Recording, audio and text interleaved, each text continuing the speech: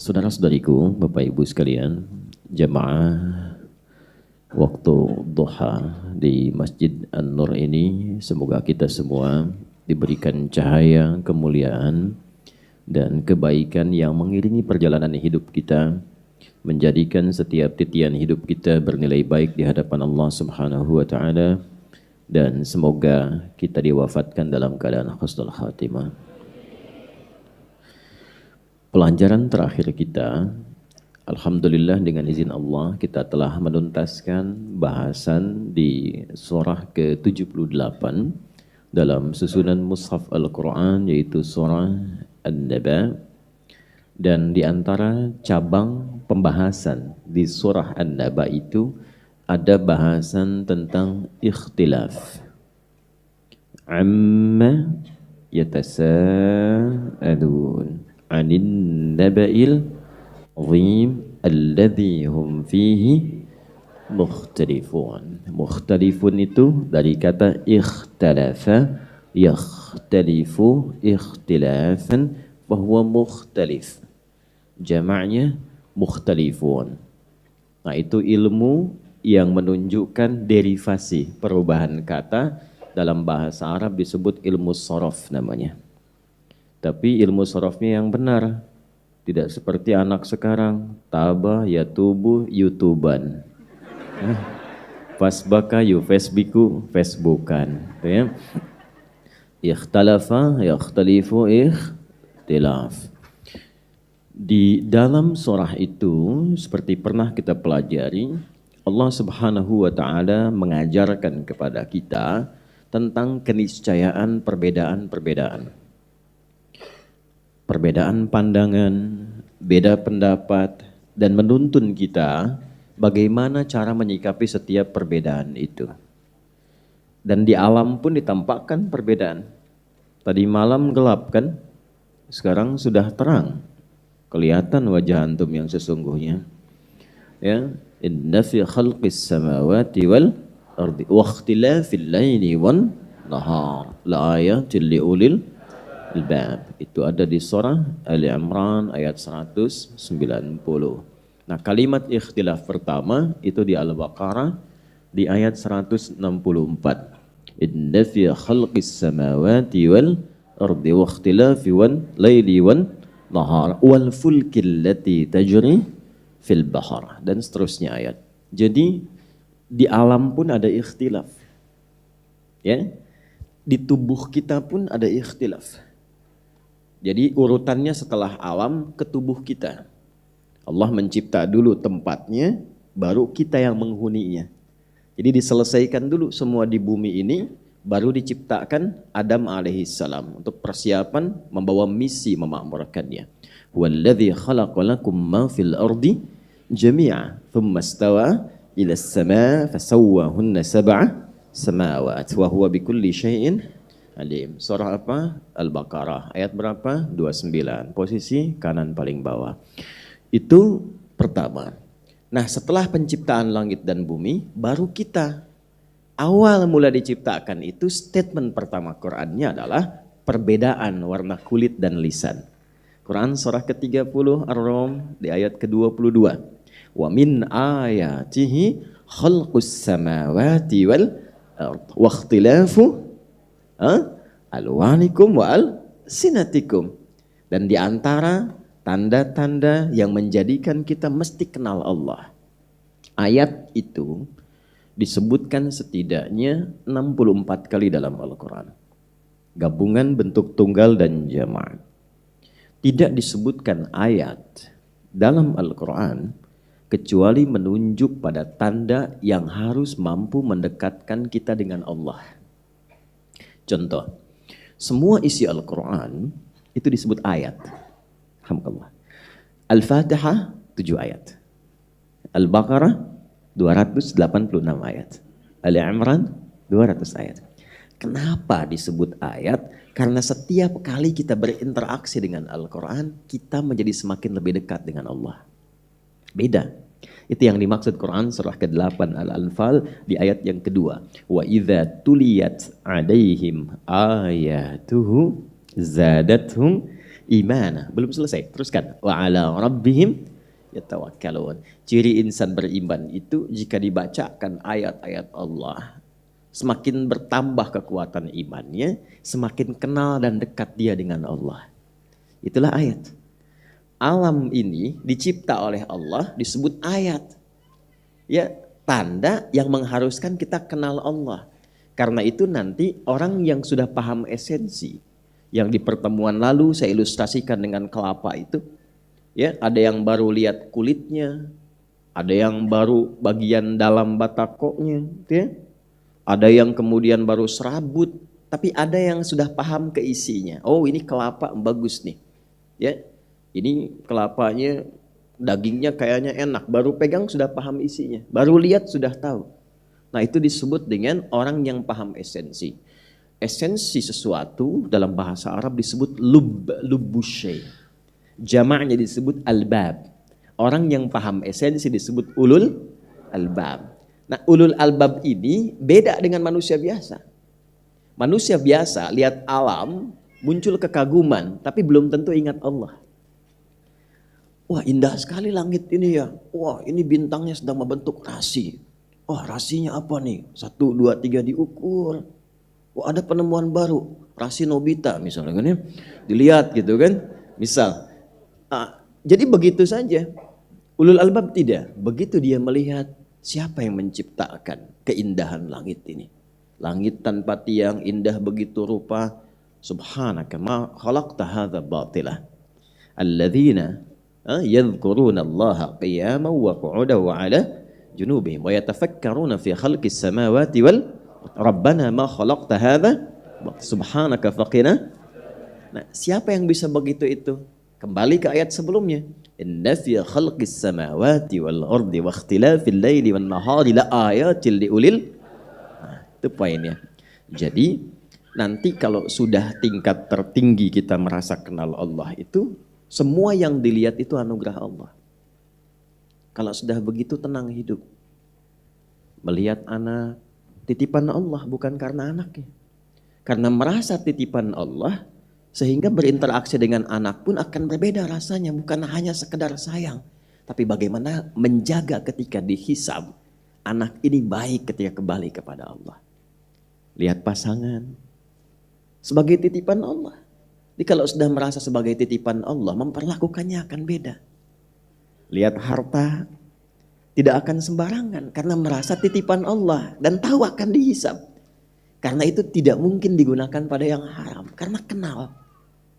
Itu ringan tapi dalam, singkat tapi padat. Dan kita pun melihat diri sendiri sebagai bagian dari amanah Allah. Jadi mata bukan hanya organ tubuh tapi amanah Allah. Karena amanah Allah turunkan cara menggunakannya. Coba cek di Quran fungsi mata. Bukan sekedar melihat kan? Seperti sering saya sampaikan, hanya boleh melihat yang baik-baik karena amanah. Lisan itu amanah. Allah tak ingin amanahnya dipakai pada yang tidak baik. Saya titipkan motor saya pada Anda. Anda pakai untuk nyuri. Kira-kira bagaimana respon saya? Ya, Allah titipkan pada kita tubuh ini.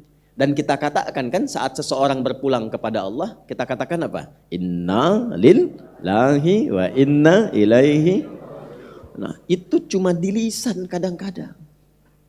Tidak sampai ke hati. Ya. Kalau sudah sampai ke dalam hati, kita rasakan. Kan itu komitmen. Inna, sesungguhnya kita pun semua, tubuh saya ini, lillah punya Allah kok. Wa inna ilaihi raji'un. Dan kita pun pasti akan berpulang, dihisab maksudnya. Itu kalimat inna lillahi wa inna ilaihi raji'un. Pertama, itu ada di Al-Baqarah ayat 156. Itu komitmen. Komitmen. Nah, dalam konteks kita menjalani kehidupan itu, terkadang menjaga komitmen itu tidak semudah yang diucapkannya. Ya, tidak semudah yang diucapkan. Terkadang ada perdebatan. Terkadang ada beda pandangan.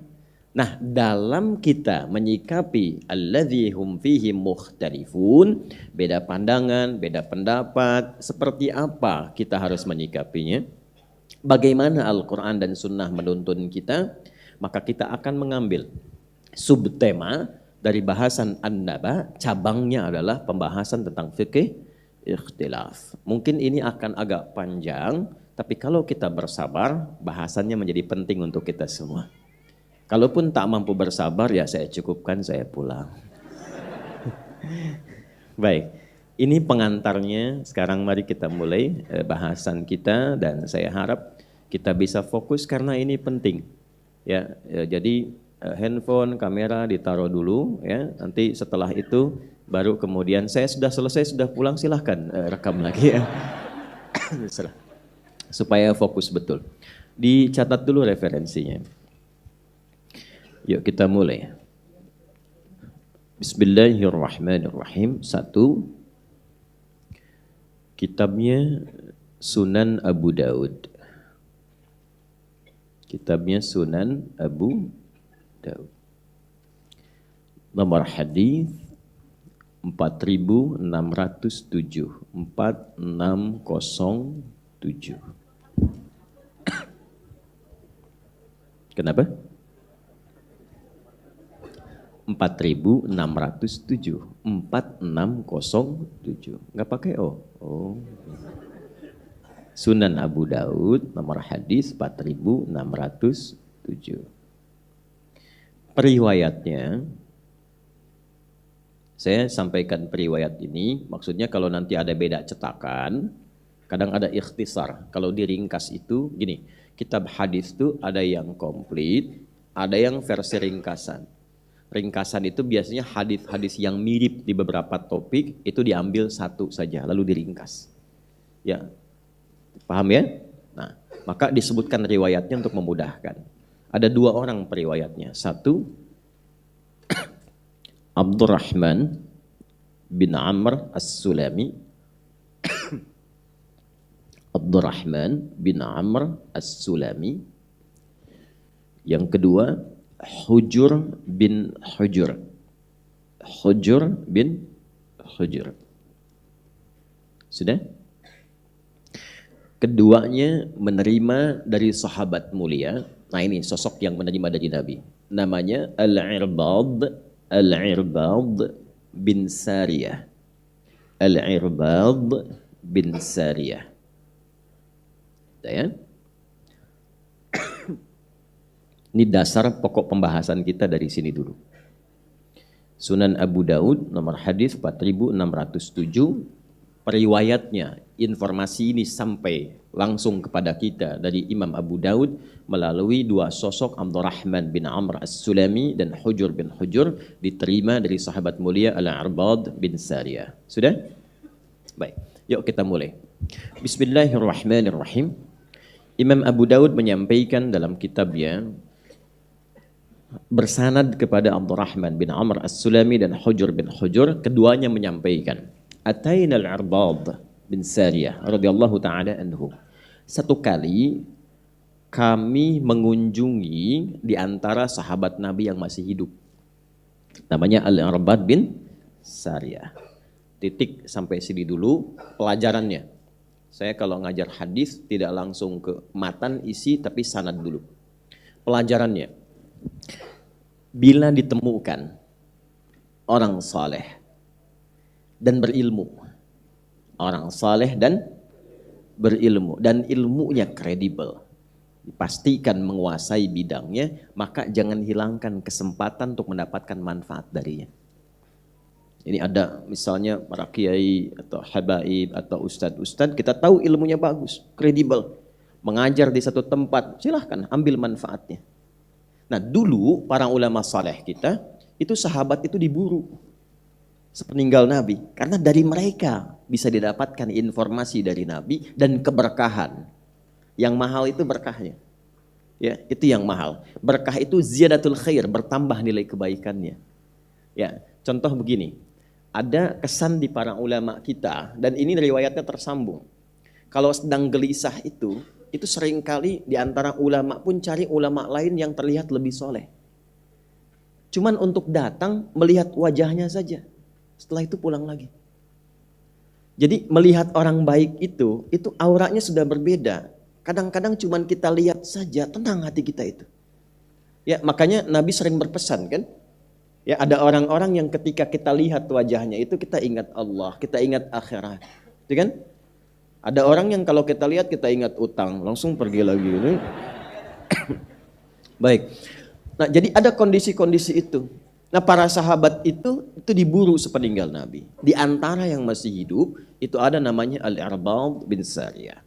Maka dikisahkan ketika sampai di kediaman beliau itu sedang kurang sehat.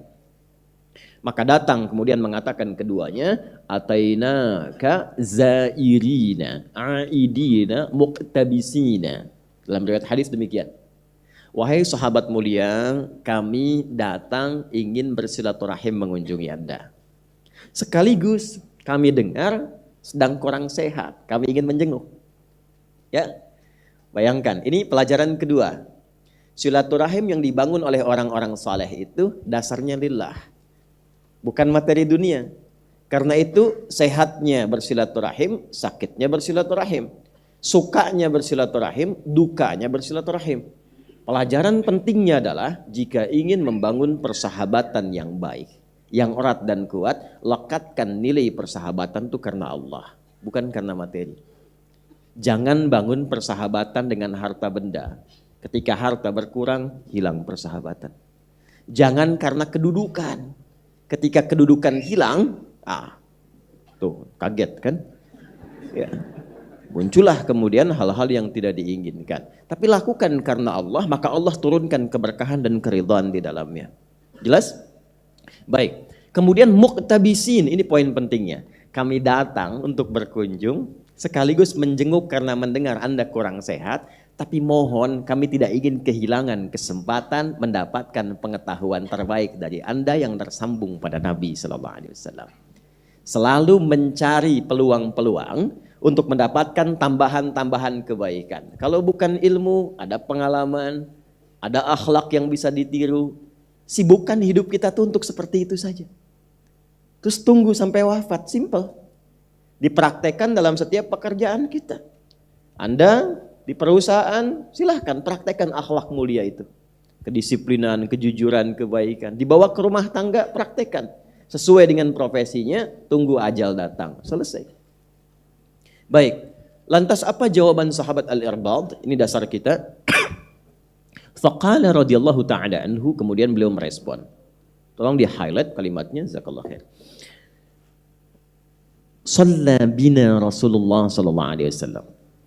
Satu kali kami berjamaah bersama Rasulullah sallallahu alaihi wasallam, beliau mengimami kami. Thumma aqbala alaina. Setelah selesai salat itu, beliau menghadap ke arah kami. Fawa'adhana mau'izatan balighah. Lantas beliau memberikan pesan yang sangat dalam sekali. Sebagian komentar dari beberapa sahabat, seakan kami merasa pesan ini pesan perpisahan dari Nabi Sallallahu Alaihi Wasallam. Jadi ini diantara hadis yang disampaikan Rasulullah menjelang wafatnya. Dan ini diantara pesan terkuat. Ya, karena itu kalimat nabinya nanti saya ingin berikan wasiat. Nih, saya kasih gambaran gini ya, ilustrasinya. Saya tanya antum ya, kalau ibu sakit ya dengan ibu sehat, ibu saat sehat kasih nasihat didengar tidak? Oh, kenapa jawabnya pelan? Ibu sedang sehat kasih nasihat didengar tidak? Oh, terjadi perbedaan pendapat.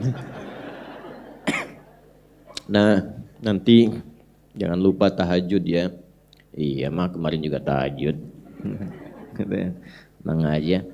Yang kedua, ibu sudah pakai infus, tabungnya 2. Nafas sudah sesak. Anda jenguk ke rumah sakit, ibu bilang, nanti tahajud ya nak. Ya, ingat sama mama ya. Gitu respon Anda bagaimana? Iya mak, insya Allah. Ya kan? Lebih kencang lagi. Nah, pesan yang diberikan oleh orang menjelang wafatnya, kenapa disebut dengan wasiat? Ya, asalnya wasiat itu bukan pesan orang akan meninggal, bukan. Asalnya wasiat itu pesan yang kuat yang harus didengar dan dilaksanakan dengan sungguh-sungguh. Karena itu di Quran pun banyak Allah berwasiat. Wa wassaynal insana, kami wasiatkan. Allah tidak meninggal. Wa huwa hayyun la yamut. Ya kan? Nah, jadi asalnya pesan yang kuat. Kenapa dilekatkan pada orang yang akan meninggal? Karena setiap orang yang sudah di ujung hidupnya itu pesannya lebih cepat didengar dan kuat dibandingkan saat dia masih sehat. Jelas? Nah, balikan lagi, Nabi mau meninggal kasih pesan. Orang tua kita yang bukan Nabi saja kasih pesan kisah dengar, apalagi Nabi yang sayangnya luar biasa, melebihi sayang ayah dan ibu kita. Rasulullah. Karena itu ketika menyampaikan pesan penting ini, sikap semua sahabat itu sudah dengar, khusyuk dan baik. Dan optimal untuk melaksanakannya. Apa kalimat Nabi? Usikum bitaqwallah was-sam'i wat-ta'ati wa in 'abdan habasyiyah. Sebelum saya wafat ini, kata Nabi, saya ingin berpesan yang kuat. Jagalah ketakwaan kalian di hadapan Allah. Jaga takwa kalian. Takwa itu gambaran konektivitas kita dengan Allah. Disebutkan sebanyak 240 kali dalam Al-Quran. Nanti wujudnya banyak. Ada sholat. Kan sholat pertama di Quran dibuka dengan kalimat takwa. Dzanikal kitabu la raiba fihi hudal lil alladzina yu'minuna bil ghaibi wa yuqimunas. Ini kalau pesannya mau simpel, nggak usah terlalu banyak disebutkan. Sebutkan satu kalimat, maksudnya apa? Jaga hubungan kalian dengan Allah, jaga sholatnya. Jangan sampai nanti saya meninggal, kalian umatku nggak sholat. Ya.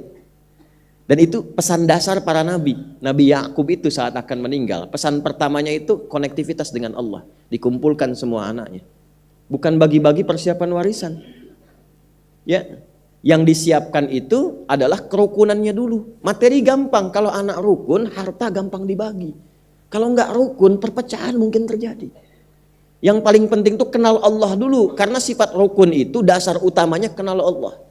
Quran surah kedua ayat 133. Am kuntum syuhada'a idh hadara Ya'qub al-maut. Anda pernah nggak dengar kisah ketika Nabi Yakub itu di penghujung mautnya? Idh qala li banihi ma ta'buduna min ba'di. Apa yang beliau kerjakan? Beliau undang, ajak anak-anaknya dikumpulkan untuk memastikan setelah wafat kenal Allah apa enggak nih. Ma ta'buduna min ba'di. Anak-anakku, sekiranya papa meninggalkan kalian, kembali kepada Allah, kalian masih kenal Allah enggak? Papa pengen pulangnya tenang. Apa jawab mereka? Qalu na'budu ilahaka wa ilaha abaika Ibrahim wa Ismail wa Ishaq ilaha wahidah. Pak, jangan khawatir. Tidak ada yang melebihi kepatuhan kami mendengar nasihat Papa kecuali pengabdian kami kepada Allah. Kami ikrarkan, Papa mau pulang sekarang atau besok atau kami duluan, insya Allah kami akan jaga tetap kenal dengan Allah. Tenang. Anak yang dikandung, diberikan ASI, disayang-sayang dan sebagainya. Di penghujung usianya dia mengatakan, tenang mah, saya akan jaga sholat. Tenang Pak, saya akan baca setiap ayat-ayat Quran di penghujung kehidupan ini supaya mendapatkan nilai yang lebih baik. Tenang. Itu poinnya. Maka Nabi mengatakan, itu untuk semua, untuk kita, umatku. Dalam era beliau, sahabat-sahabatnya di hadapannya. Tapi informasi ini mahal, ditujukan dan dihimpun oleh para ulama hadis sehingga sampai ke kita untuk memberikan pesan. Ini bukan pesan Nabi kepada sahabat di zamannya saja, bukan. Termasuk kita saat ini. Usikum bitaqwallah. Jaga takwa kalian dengan Allah. Nanti saya berikan rahasianya kenapa takwa itu yang paling penting. Ya. Coba lihat lagi. Saat kita puasa, kan itu juga nggak lepas dari takwa. Ayat puasa Al-Baqarah 183. Ya ayyuhalladzina amanu kutiba alaikumus kama kutiba alal ladzina min la'allakum taqwa. Haji, umrah enggak lepas dari takwa. Al-Baqarah ayat 197, ya. Al-hajju ashhurum ma'lumat faman farada fihinnal hajja fala rafatha wala fusuqa wala jidala fil hajj. Wa ma taf'alu min khairi ya'lamuhu Allah wa tazawwadu fa inna khairaz zadit. Kurban kemarin takwa juga. La yanalallaha luhumuha wala dima'uha walakin yanaluhu taqwa. Takwa semuanya. Jadi ketika Nabi mengatakan, aku mau wafat, aku ingin pastikan jaga betul hubungan kalian dengan Allah. Apa sifatnya? Jaga sholat ya, puasa ya. Kalau sudah punya kemampuan kurban ya. Kalau sudah cukup bekal haji umrah ya. Supaya apa? Wa may yattaqillaha yaj'al lahu makhraja. Kalau kalian punya masalah karena dekat dengan Allah, punya Allah, Allah tuntaskan semua persoalannya. Jadi dengan takwa itu nanti tingkat terdalamnya kita merasa punya Allah dalam diri kita. Kalau sudah merasa punya Allah, hidup ringan demi Allah ya akhi. Ringan sekali. Karena merasa punya Allah. Kita nggak sedih saat ada persoalan. Karena punya Allah yang pasti memberikan ketentraman. Kita nggak akan sedih saat belum diterima pekerjaan. Karena kita merasa punya Allah yang sudah mengatur yang terbaik untuk kita. Itulah takwa. Ya, wattaqullaha la'allakum tuflihun. Tingkatkan takwamu kepada Allah supaya engkau lebih bahagia. Wattaqullaha wa yu'allimukumullah. Tingkatkan takwamu kepada Allah supaya terus bertambah pengetahuanmu. Kuncinya itu. Sebelum Nabi wafat, kalimat takwa itu yang pertama diwasiatkan. Itulah rahasianya. Kenapa setiap pekan khatib Jumat memberikan pesan takwa. Itu. Kemudian wasam'i wa ta'ati. Kalau sudah jelas, sudah paham, dengar patuh.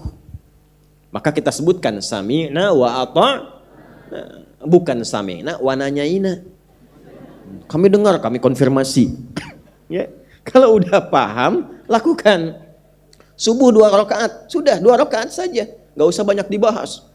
Wah, berdiskusi mencari dalil kenapa subuh 2 rakaat.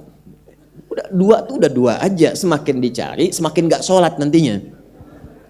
Paham? Ya.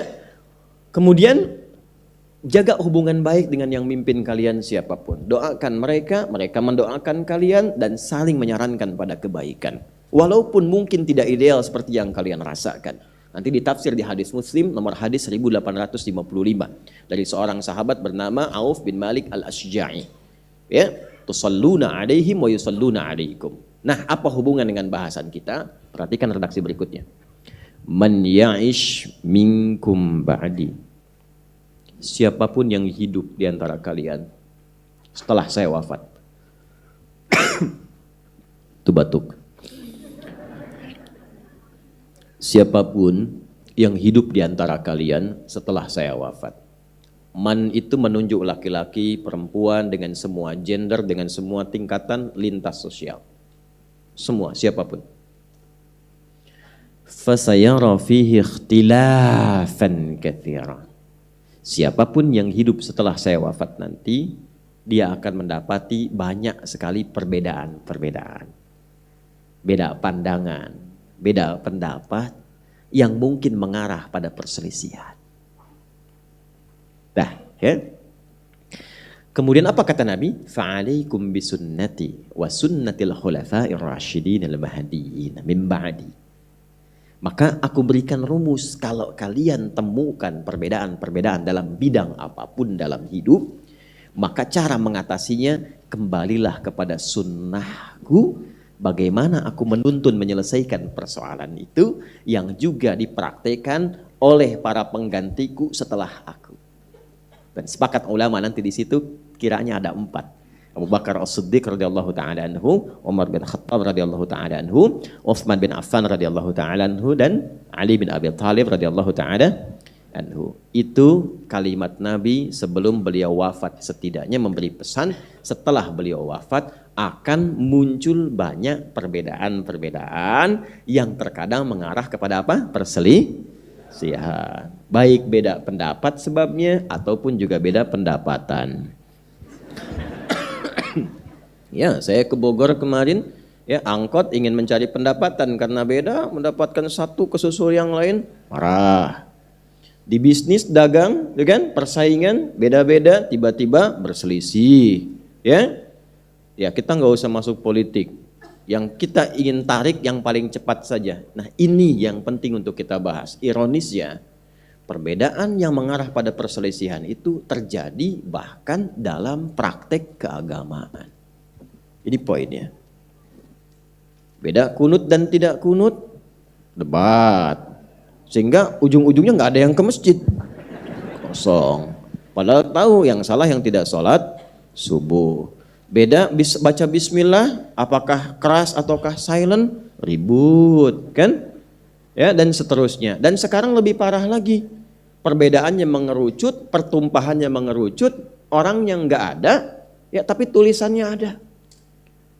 Yang satu bikin status, yang ribut yang komen. Pindah ke media sosial, Instagram, di Facebook, dan macam-macam. Sekarang kelihatan wajahnya, saling jawab di YouTube, dan sebagainya. Muncul, ternyata 15 abad yang lalu sejak kalimat itu diucapkan, sekarang menemukan momentumnya, dan kita harus kembali kepada sunnah Nabi bagaimana menyelesaikannya. Jelas sampai sini? Halo, jelas? Alhamdulillah. Nah, ini mukaddimahnya, ya. Sekarang kita mulai isinya. Bismillah. Yuk, sekarang saya akan runtutkan dulu. Dan ini materi akan menjadi sangat penting karena ini basic yang paling pokok untuk menyelesaikan semua persoalan-persoalan yang dasarnya karena beda pandangan. Ini kuncinya. Baik, saya akan uraikan sejenak. Saya mulai dari bawah dulu, dari alaikum bisunnati. Kalau menemukan persoalan-persoalan tadi, perbedaan-perbedaan tadi, maka kuncinya kembalikan pada sunnahku. Nah, mohon izin dengan kalimat ini, saya menempatkan sesuai dengan tempatnya. Sunnah yang dimaksud di sini bukan mengelompok, bukan komunitas. Jelas ya? Artinya bukan kelompok, bukan nama, bukan komunitas. Tapi maksudnya adalah petunjuk kurikulum kehidupan yang Nabi pernah tuntunkan. Nanti kita akan keluarkan. Dan semua kehidupan Nabi itu ditetapkan oleh Allah menjadi teladan. Dan di situ ada solusi. Jika ada keteladanan yang sifatnya menyambung. Maksudnya apa? Semua apa yang dikerjakan itu menjadi solusi yang bisa kita tiru. Itu bahasa Arabnya disebut dengan uswah namanya. Apa namanya? Uswah. Kita pakai dalil Quran surah 33 ayat 21. Laqad kana lakum fi Rasulillahi uswatun hasanah. Yang ngaji qiraat di situ kita bisa baca dengan dua cara baca. Ini penting ya, saking pentingnya tuh mau habis tuh spidol.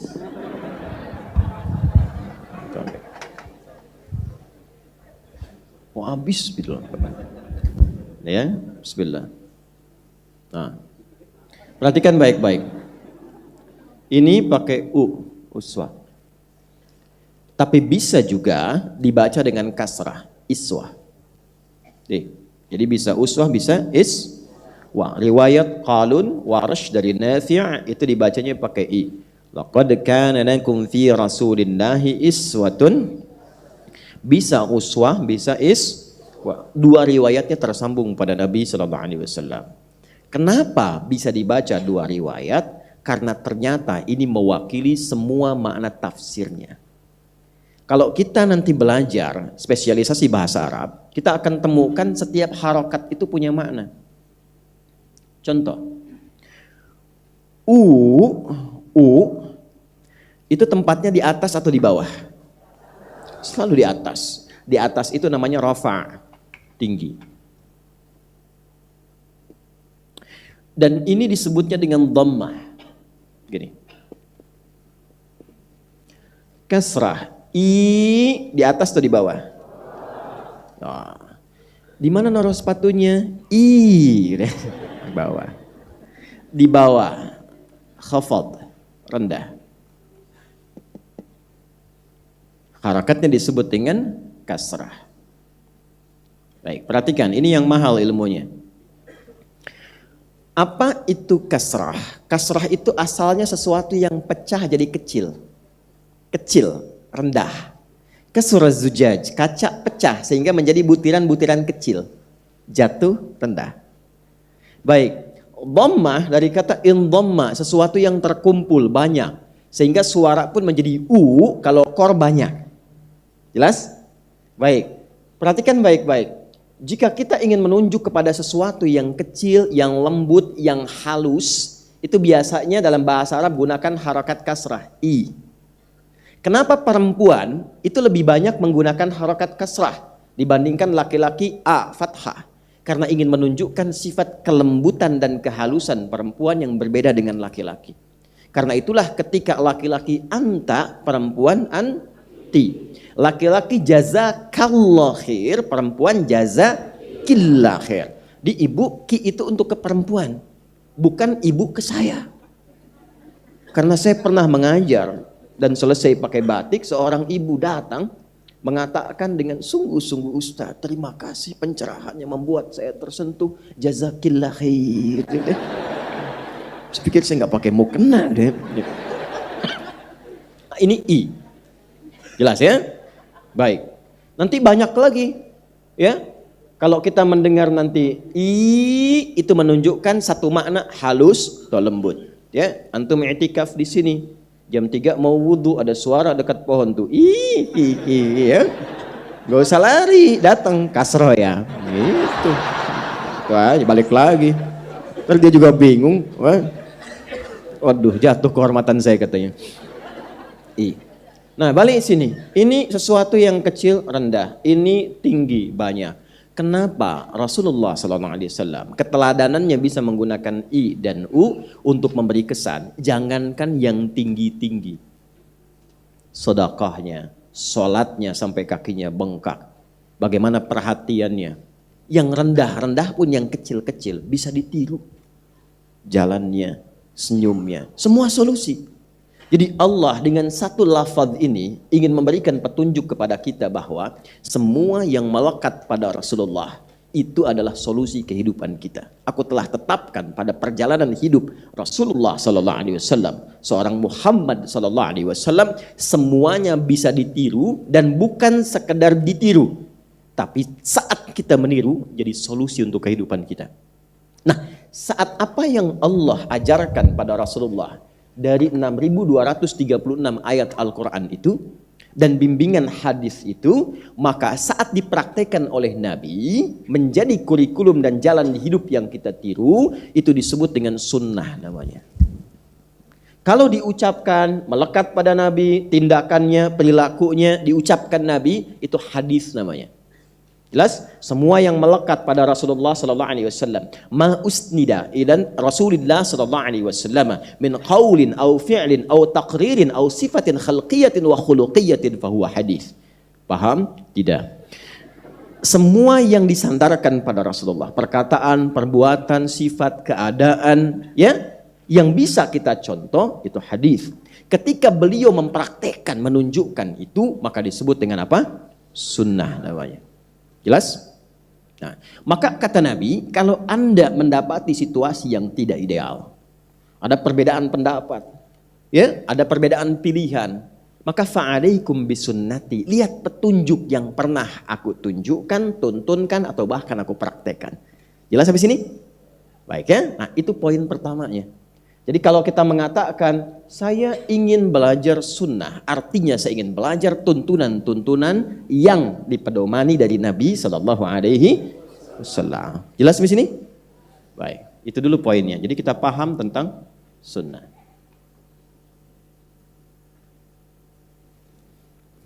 Apa di balik sunnah itu? Wujudnya bagaimana? Nah, kita akan turunkan lagi.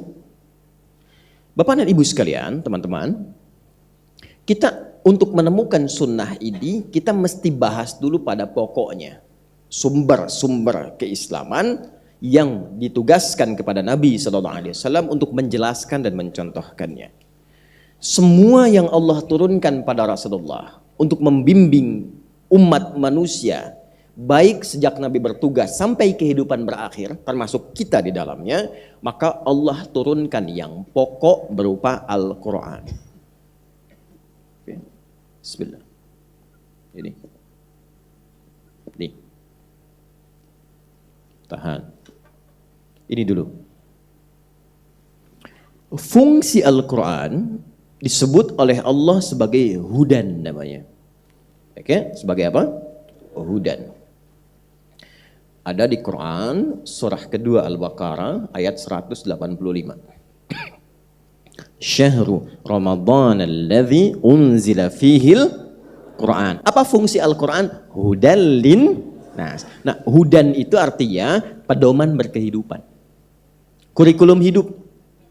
Jadi semua tentang hidup kita itu ada di sini. Dan ini sudah fitrah kehidupan. Di setiap era berganti, sejak Nabi Adam turun, Nabi Adam tuh turun ke bumi, memulai misi, itu Allah tidak biarkan hampa beraktivitas, diturunkan pedomannya. Adam, kalau engkau ingin kerjakan ini petunjuknya. Ini yang dilakukan, ini yang terlarang. Jangan kerjakan ini, nanti resikonya akan begini. Itu sejak Adam dan Hawa turun, Allah berikan hudan. Dari mana kita taunya? Quran surah kedua Al-Baqarah ayat 38 misalnya. Qulna bitu minha jami'a fa imma ya'tiyannakum minni huda faman tabi'a hudaya fala khaufun 'alaihim wa lahum yahzanun. Nanti setiap ganti era Adam meninggal, muncul eranya saya cepat ke Nabi Nuh alaihissalam. Allah nggak biarkan umat di era itu tidak mendapat petunjuk. Era Adam dengan eranya Nuh alaihissalam berbeda, karakteristiknya nggak sama. Secara antropologis keadaan sosialnya beda, perkembangan kemajuan berpikirnya beda, maka diturunkan petunjuk sesuai dengan kebutuhan masyarakat di era itu. Cepat, lompat saja ke Nabi Ibrahim alaihissalam. Beda umat Nabi Ibrahim dengan umatnya Nabi Nuh. Di zaman Nabi Ibrahim sudah ada Namrud, teknologi sudah bikin piramid, sudah berkembang luas, maka diturunkan petunjuk hudan sesuai dengan kebutuhan umatnya.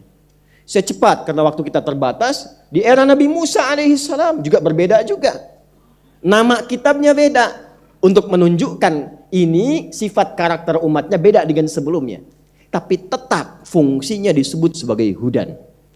Saya urut cepat ke Nabi Musa, ke Nabi Isa. Saya tanya Nabi Musa kitabnya apa? Halo? Nabi Musa? Tahu? Tahu dari mana? Hah? Oke, Al-Maidah di ayat ke-44. Quran surah 5 ayat ke-44. Sudah. Dan kami turunkan dengan keagunganku kepada Musa alaihissalam Taurat. Kitabnya untuk Nabi Musa Taurat. Tapi fungsi Taurat itu tidak akan lepas dari hudan. Yang cocok untuk umatnya Nabi Musa itu Bani Israel, sesuai dengan karakternya, sesuai dengan pola hidupnya, diturunkan sesuai zamannya, disebut Taurat. Penamaan Taurat itu untuk membedakan dengan generasi sebelumnya. Tapi fungsinya sama, hudan. Tahu dari mana? Quran surah 17 ayat kedua. Wa ataina Musal kitaba. Dengan keagunganku aku berikan kepada Musa kitab untuk membimbing umatnya. Namanya Taurat. Apa fungsinya? Waja'alnahu, kami tetapkan kitab itu hudan sebagai pedoman berkehidupan li Bani Israel. Untuk Bani Israel umatnya Musa alaihissalam. Jelas? Baik. Nabi Isa, ini Musa kemudian Isa. Isa alaihissalam. Kitabnya apa? Tahu dari mana?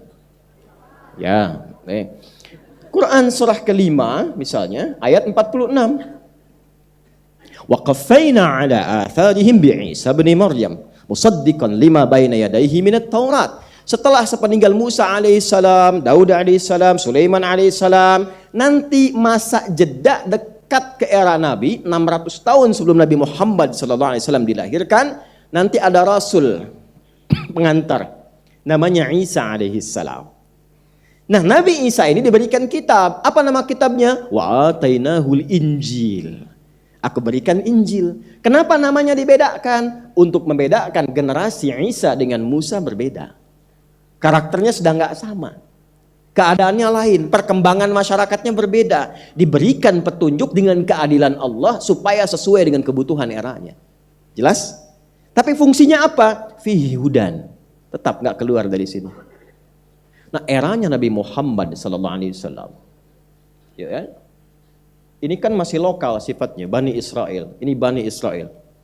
Nabi Muhammad penutup Rasul. Rasul akhir zaman. Umatnya pun umat akhir zaman. Antum manusia akhir zaman. Saya Ustadz akhir zaman. Ini papan tulis akhir. Sudah. Begitu menikah pulang ke rumah, mama istri akhir zaman. Kan? Dah. Ketemu ini. Nah, karena nabinya penutup, maka ini harus dapat kitab sampai kehidupan ditutup. Jadi kitabnya itu harus berisi sebuah kurikulum yang membimbing manusia sampai kehidupan berakhir, babnya ditutup. Selesai. Artinya apa? Sekalipun nabinya telah wafat, isi kitabnya itu mesti lestari. Mesti abadi sampai kehidupan selesai. Karena ketika Nabi diutus, Nabi Muhammad SAW, risalahnya menutup kehidupan. Maka konsekuensinya kitabnya pun mesti lintas generasi sampai kehidupan berakhir. Itu yang menjadikan ketika Al-Quran diturunkan, kenapa diberi nama dengan Al-Quran? Konsekuensi, mesti mudah dibaca, mudah diakses. Makanya namanya beda dengan yang sebelumnya. Ini Injil, ini Taurat, yang ini setiap generasi harus mudah untuk mengaksesnya. Al-Quran. Dari kata qiraah, makru, qara'ah. Sesuatu yang mudah dibaca, yang banyak dibaca. Bentuk superlatifnya Quran, tambah alif lam untuk mengkhususkan, beda dengan bacaan biasa. Dari namanya saja sudah khusus dan mengandung mukjizat. Silahkan buktikan, satu-satunya kitab di muka bumi yang mudah diakses, mudah dibaca oleh siapapun, gampang untuk diakses sampai sekarang, cuma Al-Quran. Dan tidak berubah saat dia diturunkan. Anda boleh cari kitab sebelumnya. Tadi saya sebutkan misalnya Injil, Taurat, Zabur dan sebagainya, temukan kalau ada sesuai dengan versi aslinya. Ya. Oh, ditemukan misalnya, apakah bisa diajarkan dengan bacaan yang sama sesuai dengan aslinya di semua tempat? Kalau bukan firman Allah, nggak mungkin bisa begini.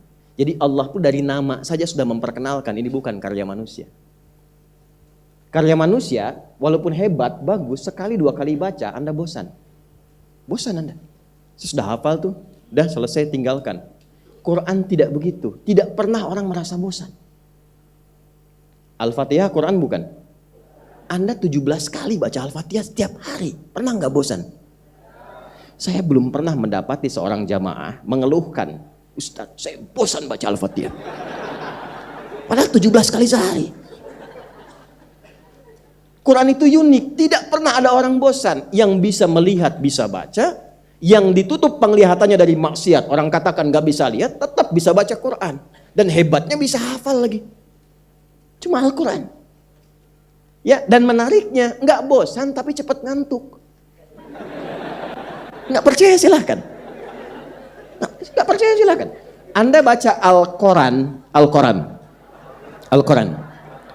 1 jam 60 menit Anda tahan. Baca lagi. Ya? Tapi baca Al-Quran 6 menit tuh. Alif lam, sampai lam masih sadar. Mim. Udah mulai. Kenapa? Karena ini mukjizat, ini ibadah, setan pun tidak ingin menghindar darinya, jadi objek untuk godaan. Kalau yang lain gak digoda, biarin aja. Yang ini beda, ngantuk tiup dikit, kurang. Nah, kenapa ini menjadi penting? Karena di dalamnya itu ada solusi hidup kita. Yang kalau benar ini kita dapati, lurus hidup kita. Tenang, senang, nyaman, sukses. Dan untuk membuktikan itu, Allah turunkannya itu bukan di tempat yang maju. Anda tahu Taurat turun di mana? Ya, di Bukit Sinai kan, di Tur Sinai itu. Tapi kan keadaannya sudah maju. Ya, kehidupan zaman itu kan rajanya Fir'aun, maju kan? Nabi Isa di Romawi sudah maju. Di era Nabi Muhammad SAW ada Romawi, ada Persia, tapi Qurannya nggak turun di situ. Turunnya di lembah tandus yang kriminalitasnya tinggi, orang-orangnya hampir pada umumnya nggak kenal kebaikan. Jadi semua jenis keburukan hatam semua. Betul, semua jenis keburukan hatam. Turunnya di situ. Disebut dengan jahiliyah. Tiba-tiba diturunkan Al-Quran, berubah ini menjadi khairu ummah. Khairu ummah. Yang rakus jadi dermawan, yang keras jadi lembut, yang tadinya lemah jadi kuat. Maaf, yang fakir jadi kebangetan kayanya. Bukan kaya lagi, kebangetan kayanya, tinggi. Yang tadinya biasa jadi pintar, yang pintarnya itu jenius. Ya, Ibnu Abbas radhiyallahu taala anhu itu belajar bahasa asing cuma 3 hari, Pak. Setelah hafal Quran. Cepat sekali, akselerasinya cepat sekali. Ini dahsyat ini. Makanya setan nggak mau antum dekat dengan Quran itu. Setan nggak mau antum mengkaji Quran karena di sini ada inti kehidupan kita. Apakah hanya untuk sahabat Nabi saja? Allah. Coba silahkan cek, kan maju kan dibawa ke Yathrib. Yathrib itu kan maaf, tempat tertinggal, ekonomi tertinggal, kriminalitas tinggi, konflik sosial 600 tahun nggak selesai antara Aus dan Khazraj. Allah cuma turunkan Quran. Berubah jadi Al-Madinah Al-Munawwarah. Kotanya maju, ekonominya stabil, ada piagam bersama, disepakati, dan dibawa kemanapun, hebat. Jangan cukupkan di situ. Nabi meninggal, sahabat mengajarkan, pindah ke beberapa tempat, semua generasi yang ikut isi Quran ini, semua maju. Dibawa ke Afrika Utara, kan satu orang yang cuma ekspedisi, baca sejarahnya. Ya, Amr bin As itu, ya, kan itu ekspedisi tuh. Dari mana? Afrika Utara, dari Mesir dulu. Dari Mesir, kemudian singgah ke Libya, di Torablus, itu di Torablus itu di Tripoli, itu tukang cukurnya Nabi yang biasa cukur Nabi, wafatnya di situ. Di ibu kotanya itu ada kuburannya itu. Ekspedisi. Nanti terus jalan ke Tunisia sampai ke Syam, sampai di Syria, di Damaskus. Ya, ada masjid namanya Muawiyah, Masjid Muawiyah di situ. Itu sampai ke sana, semua tempat yang dilewati maju dan menerima Islam.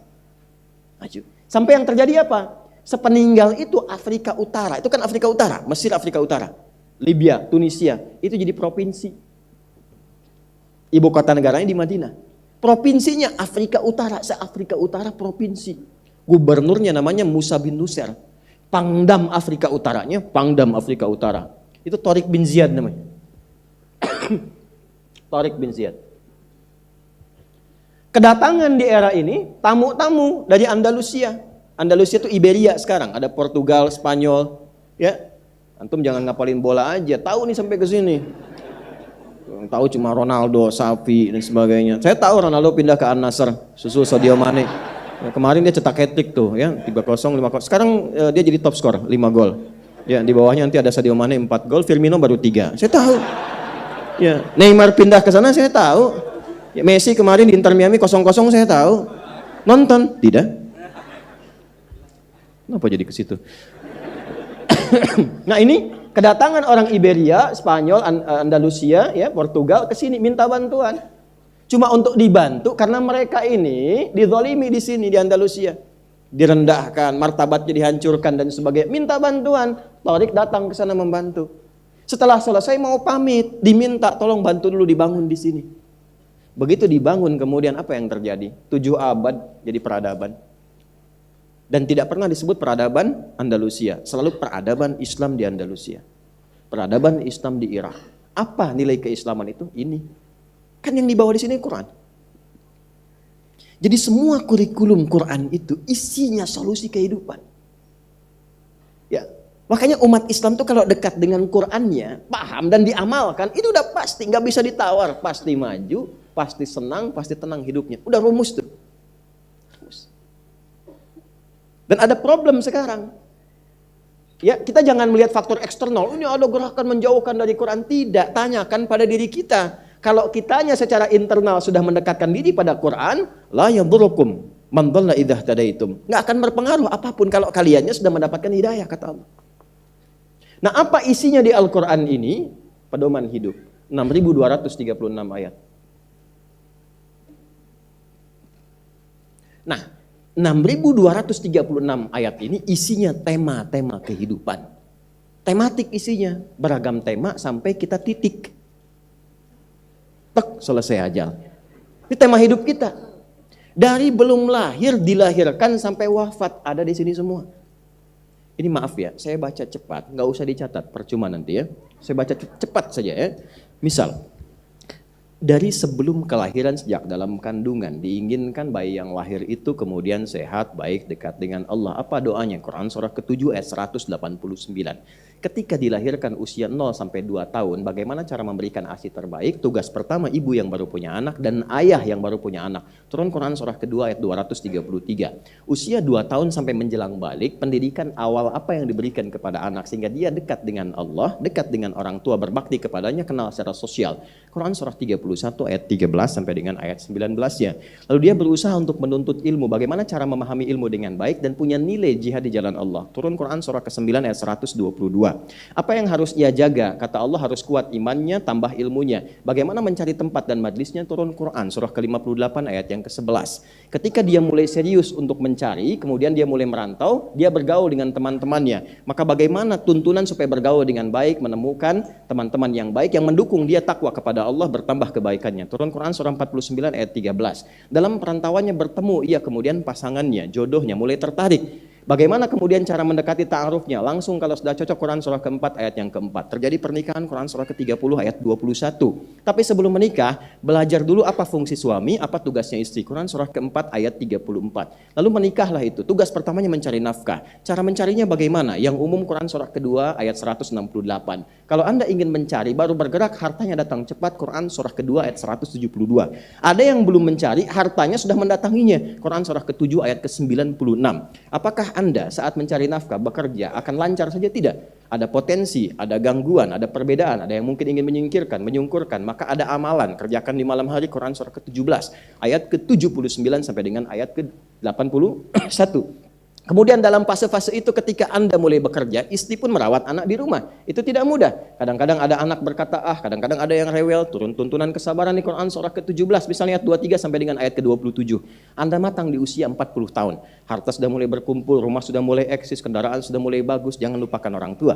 Karena boleh jadi kesuksesan Anda itu hanya 30% saham Anda, 70%-nya ibu Anda yang berdoa di malam hari, ayah Anda yang serabutan dengan keringat yang muntah kepada Allah. Maka diturunkan bimbingan untuk bakti kepada kedua orang tua minimal dengan doa di dalamnya. Turun Quran surah 46 ayat ke-15.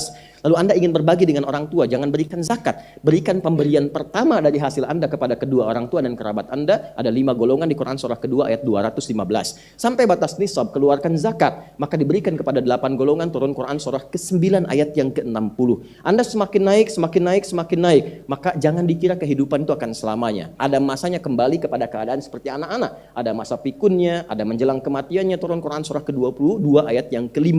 Sampai di ujungnya kemudian Anda harus persiapkan. Jangan sampai hidup di dunia enak, di alam kuburnya nggak enak. Maka belajar tentang perspektif alam kubur. Ini ada amalan-amalannya. Quran surah kedua ayat 153 sampai dengan 154. Kemudian setelah itu persiapkan kenikmatan enak di alam kubur dengan desain Quran surah ketiga ayat 169 sampai dengan ayat 172 ya. Lalu dalam rangka menata itu jangan dikira mudah. Akan ada ujian, akan ada kesedihan, ada kesulitan, kegelisahan, sampai kekurangan harta benda, sampai ada yang sakit, sampai yang wafat. Itu ditemukan di Quran surah kedua ayat 155. Tentang kesabaran menjalaninya ada di Quran surah kedua ayat 156. Bagaimana mendapatkan solusinya di ayat 157-nya. Bagaimana rinciannya ada di Quran surah kedua di ayat 214. Bagaimana solusi mengatasinya ada di Quran surah ketiga ayat 142. Sampai kemudian Anda meninggal dalam keadaan tenang karena sudah selesai semuanya. Turun Quran surah ke-89 ayat ke-27 sampai dengan ayat ke-30.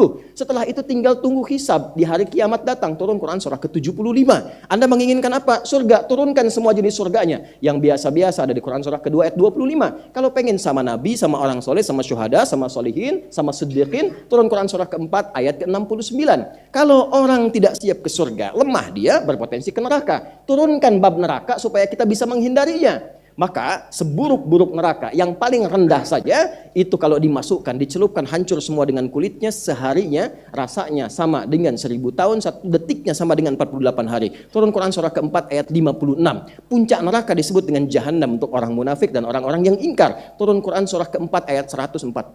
Kemudian kalau enggak ke surga, ya belum ke surga, tidak ke neraka. Amalnya 50-50. Tempatnya di mana? Di tempat tinggi yang bisa melihat surga dan takut terdengar neraka. Tempat tinggi yang bisa mengamati dan terdengar situasi disebut dengan A'raf. Maka muncullah surah ke-7 surah Al-A'raf di ayat ke-47 sampai dengan 49. Ada semua?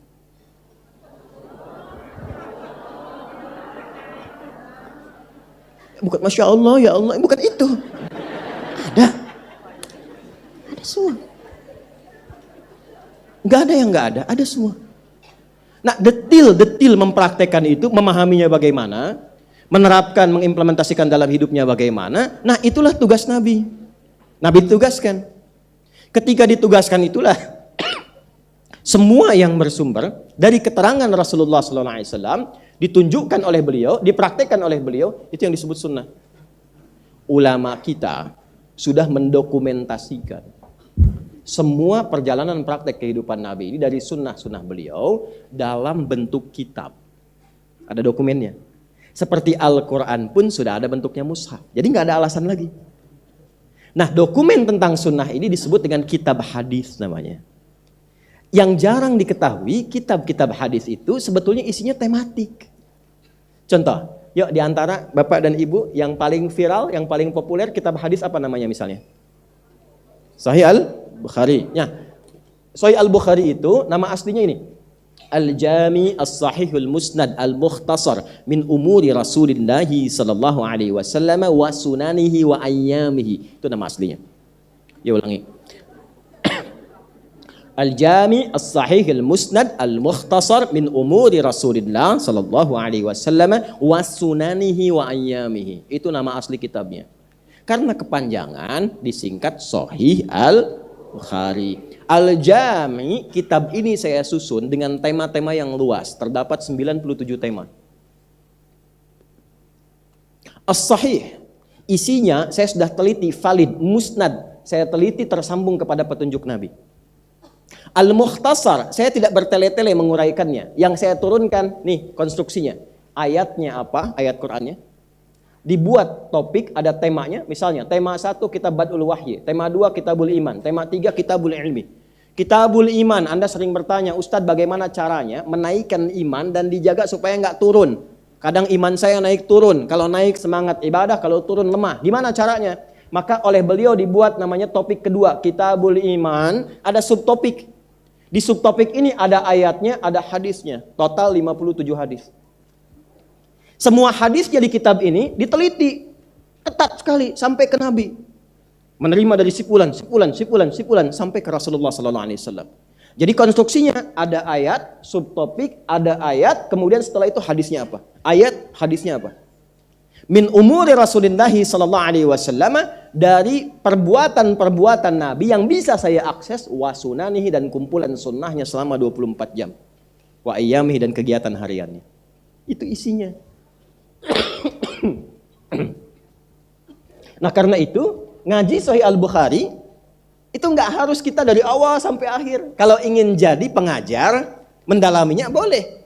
Tapi kalau Anda yang ingin mendapatkan petunjuk sesuai kebutuhan, keluarkan sesuai butuhnya. Misal Anda pebisnis, kenapa nggak dikeluarkan Kitabul Buyu, topik tentang bisnis, tentang dagang? Tidak pernah ada orang mempraktekkan petunjuk Nabi tentang bisnis dan dia praktekkan, itu demi Allah saya katakan, setiap dia dagang tidak pernah balik modal, selalu balik untung. Tidak pernah balik modal, selalu balik untung. Kitabul Ilmi, tentang ilmu, tidak pernah ada orang belajar dan mengamalkan isinya, itu dibimbing hari apa yang cocok untuk belajar. Sampai pengajian ibu-ibu itu ada hadisnya, Bu. Kapan mulai belajar, kapan mengulang, kapan mengecek, bagaimana caranya belajar tidak mudah lupa. Jadi bisa cepat ingat, sulit lupa. Jadi mau lupa susah. Betul, mau lupa susah. Biasanya kan utang ya, gitu. Ini ilmu. Nah sekarang, apa kaitan dengan pembahasan kita? Nah ini yang akan saya bedah, saya uraikan. Dari penjelasan 6236 ayat ini, praktek jadi sunnah, temanya seperti itu, saya ingin Anda, kita paham dulu dasar berpikirnya. Setelah itu baru kita uraikan kaitannya. Ya, kenapa? Kan petunjuk dari Nabi, ayat sholatnya ada, ayat aqimus sholah. Ya kan? Cara sholatnya dari Nabi ada, kok bisa orang sekarang bisa berselisih gara-gara praktek sholat? Kan petunjuknya ada, dalilnya ada, kenapa kok bisa ribut? Ya? Gara-gara bacaan bismillah, gara-gara kunut, gara-gara mau turun sujud, gara-gara tahiyat misalnya, gara-gara mau naik, ada yang tangannya begini, ada yang begini, ada yang kayak mau push up. Ya kan? Dan ribut setelah itu. Dan mengklaim yang paling sunnah. Bagaimana menyelesaikan itu? Kata Nabi, alaikum bisunnati. Nah ini intinya yang ingin saya urai. Setelah paham ini, baru kita masuk pada konstruksi pembahasannya. Nah inilah muqaddimah yang ketiga. Ya. Saya sudah berusaha datang dengan maksimal, mengajar, menyampaikan, menulis, menjaga batuk. Saya tidak banyak minta bagi antum yang di depan, kalau bisa bantu hapus. Jarang saya minta. Ya. Terserah antum ya. Nah. Alhamdulillah, semoga Allah muliakan orang tuanya insya Allah. Dan semoga Allah ampuni dosa-dosa antum. Kalau menghapus apa yang tidak ingin saya hapus. Alhamdulillah, sambil nunggu sebentar ya. Yuk sambil belajar saya berikan satu sanad ilmu hadis.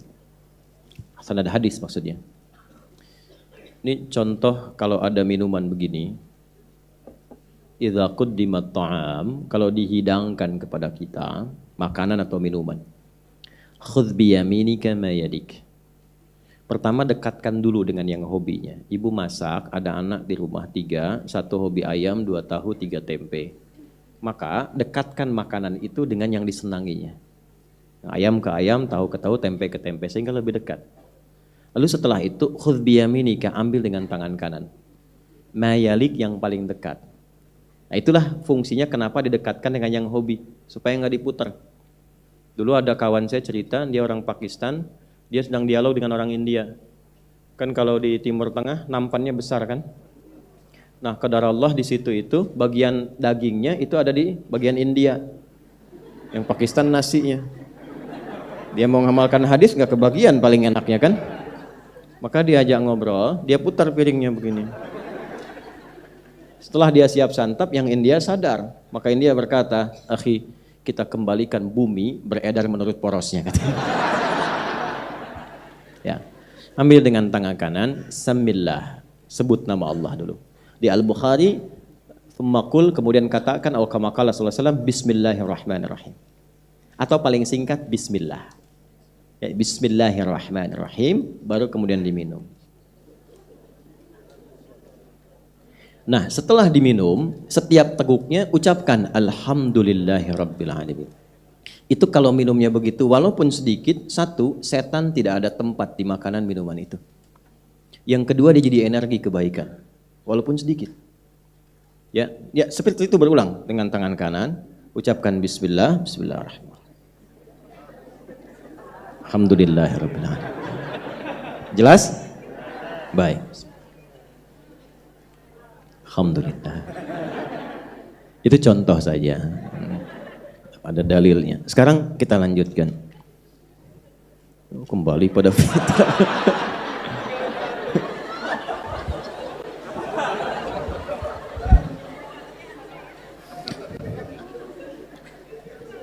Ya, lihat sini. Kita mulai dengan apa yang beliau sisakan. Ini berkahnya. Jadi saya kemudian minum. Setelah itu nggak habis tuh, ada yang rebutan diminum. Oh diminum, saya bilang, saya cari berkahnya Tad. Saya bilang tadi udah saya habisin berkahnya. Nah, ini sunnah. Bismillah. Ya. Sudah? Fokus dulu ya. Yuk kita langsung ambil contoh. Ini Nabi Sallallahu Alaihi Wasallam. Saya sudah ada PowerPoint, nanti satu saat pas datang lagi saya bagikan. Sambil saya runtutkan sanad ilmunya. Sampai ke siapa, sampai ke kini. Ya. Ini Nabi Sallallahu Alaihi Wasallam. Saya persingkat ya. Ini. Jadi kalau saya tulis begini bacanya Sallallahu Alaihi Wasallam. Ya, Nabi mengajar di kalangan sahabat. Ya, pelan-pelan. Sudah?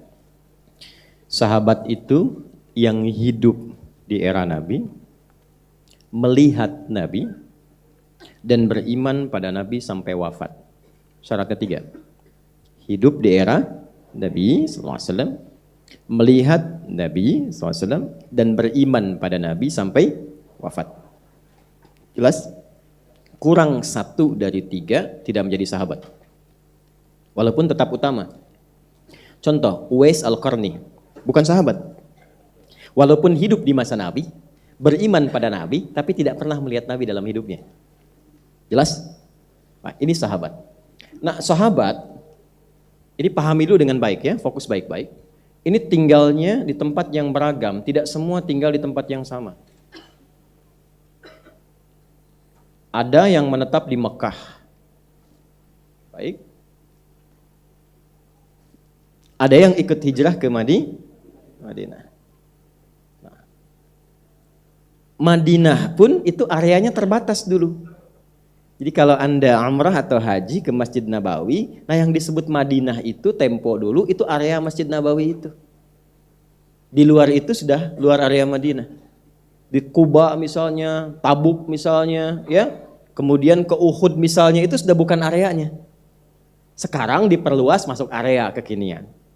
Yang ingin saya katakan, tidak semua sahabat itu tinggal di tempat yang sama. Jelas? Ya, dia punya tempat tinggal yang beragam. Ini penting sekali saya sampaikan dulu supaya nanti bisa dipahami dengan baik. 3. Jadi saya bahas dari segi tempat dulu. Ini definisi sahabat 1, 2 dari segi tempat. Ketiga, dari segi waktu masuk Islamnya. Waktu menjadi muslimnya. Kenal Abu Hurairah? Ya, ini bilang aja kenal, gak apa-apa. Abu Hurairah itu masuk Islamnya 3 tahun sebelum Nabi wafat. Sudah. Nabi wafat usia berapa? Kurang lebih 63 tahun kan? Nah itu usia 60 tahun datanglah Abu Hurairah masuk Islam. Jelas? Abu Bakar lebih dulu. As-sabiqun al-awwalun, sejak di Mekah sudah masuk Islam. Paham? Nah itu dari segi waktu. Tahan dulu. Nah dengan beragam keadaan ini Nabi mengajar. Nabi mengajarkan. Yang diajarkan oleh Nabi itu sallallahu alaihi wasallam punya beberapa sifat. 1, ada diajarkan petunjuknya. Kalau sudah saya sebut petunjuk, itu saya beri nama khusus, sebut dalil namanya. Ada dalilnya, ada contohnya. Nah, jadi ada langsung dalil plus contoh. Sudah? Pelan-pelan. Ada dalilnya, ada contohnya. Jadi rumusannya dalil plus contoh. Dah, 1. Biasanya yang begini itu ditunjukkan pada ibadah pokok yang nggak boleh beda. Seperti sholat. Sholat itu jelas. Ada dalil, ada contoh. Makanya Nabi mengatakan, "Shollu kama ra'aitumuni sholli." Sholatlah kalian persis seperti melihat aku sholat. 2, ada dalil, tidak ada contoh. Ya, atau sebelum ke sana ada dalil, contoh sementara sifatnya. Contoh sementara. Setelah itu Nabi diduga tidak mencontohkan lagi. Ya. Apa di antara permisalannya? Kunut. Nabi pernah kunut, ya kan? Berdoa. Terus turun Quran surah ketiga Ali Imran ayat 128. Ya, ada dugaan Nabi tidak pernah mengerjakan itu lagi, tapi mengajarkan doa kepada cucunya Al-Hasan. Dan dikutip nanti oleh Ibnu Umar radhiyallahu taala anhuma. Keluarlah kemudian doa yang kita kenal viral sekarang. Allahumma hdina fiman hadait wa afina fiman, dan seterusnya. Jelas sampai sini? Baik, itu yang dalil contohnya sementara. Yang ketiga, ada dalilnya tapi tidak ditemukan contohnya. Ada dalilnya, tidak ditemukan contohnya. Di antaranya apa? Sekarang kita zakat pakai apa? Hah? Beras. Baik. Dulu Nabi zakat pakai apa? Hah? Gandum. Kemudian kurma. Pernah nggak Nabi zakat pakai beras? Berarti nggak ada contohnya. Bid'ah itu. Cara memahaminya tidak begitu. Ada nggak dalilnya? Ada. Bagaimana memahami dalil itu? Ada metodologi namanya kias, analogi. Oh, kurma, gandum itu makanan pokok di era Nabi. Nah, sekarang makanan pokok kita apa? Bukan, nasi. Beras itu makanan pokok bagi hewan yang punya tembolok. Ayam, bebek, makan tuh beras. Ya. Kita makanan pokoknya tapi sumber nasi dari nah, sekalipun nggak ada contoh spesifik, tapi dalil yang mengarah ke situ ada. Jelas? Nah, ada lagi yang sifatnya samar. Ya, samar. Samar tuh nggak kelihatan langsung gitu. Ya, nggak kelihatan langsung. Nabi tidak mengiyakan, tapi juga tidak menolak. Dalilnya sifatnya samar. Contoh nggak ada sama sekali. Biasanya disebut dengan takrir bagian keempat itu. Ketetapan Nabi yang Nabi tidak mengiyakan, tidak menolak. Tapi didiamkan. Nah, diam ini tandanya setuju. Nanti adopsi dari sini di bab nikah, dilamar. Kalau perempuan dilamar hanya diam, itu tanda setuju. Makanya kalau menolak bersuara, Bu. Jangan diam. Ya, kaidah usul fikihnya berbunyi as-sukutu alamatu heeh. Ya. Ya, diam itu tanda setuju. Nah, contoh. Nabi itu sedang semeja dengan Khalid bin Walid, jenderal perang, panglima. Tiba-tiba Khalid itu menguji ingin makan dob. Dob, ya itu kayak binatang gurun gitu ya. Ya, sejenis biawak atau kayak kadal begitu, jenis biawak lah. Digurun tapi namanya dob. Kemudian dihidangkan, dimasak. Wallahu a'lam apakah dibakar ataukah diguling dan sebagainya, ada. Lalu ini yang menarik, Nabi dihidangkan, Nabi nggak makan. Lalu Khalid mencoba. Begitu Khalid coba, Nabi mendiamkan, nggak komen.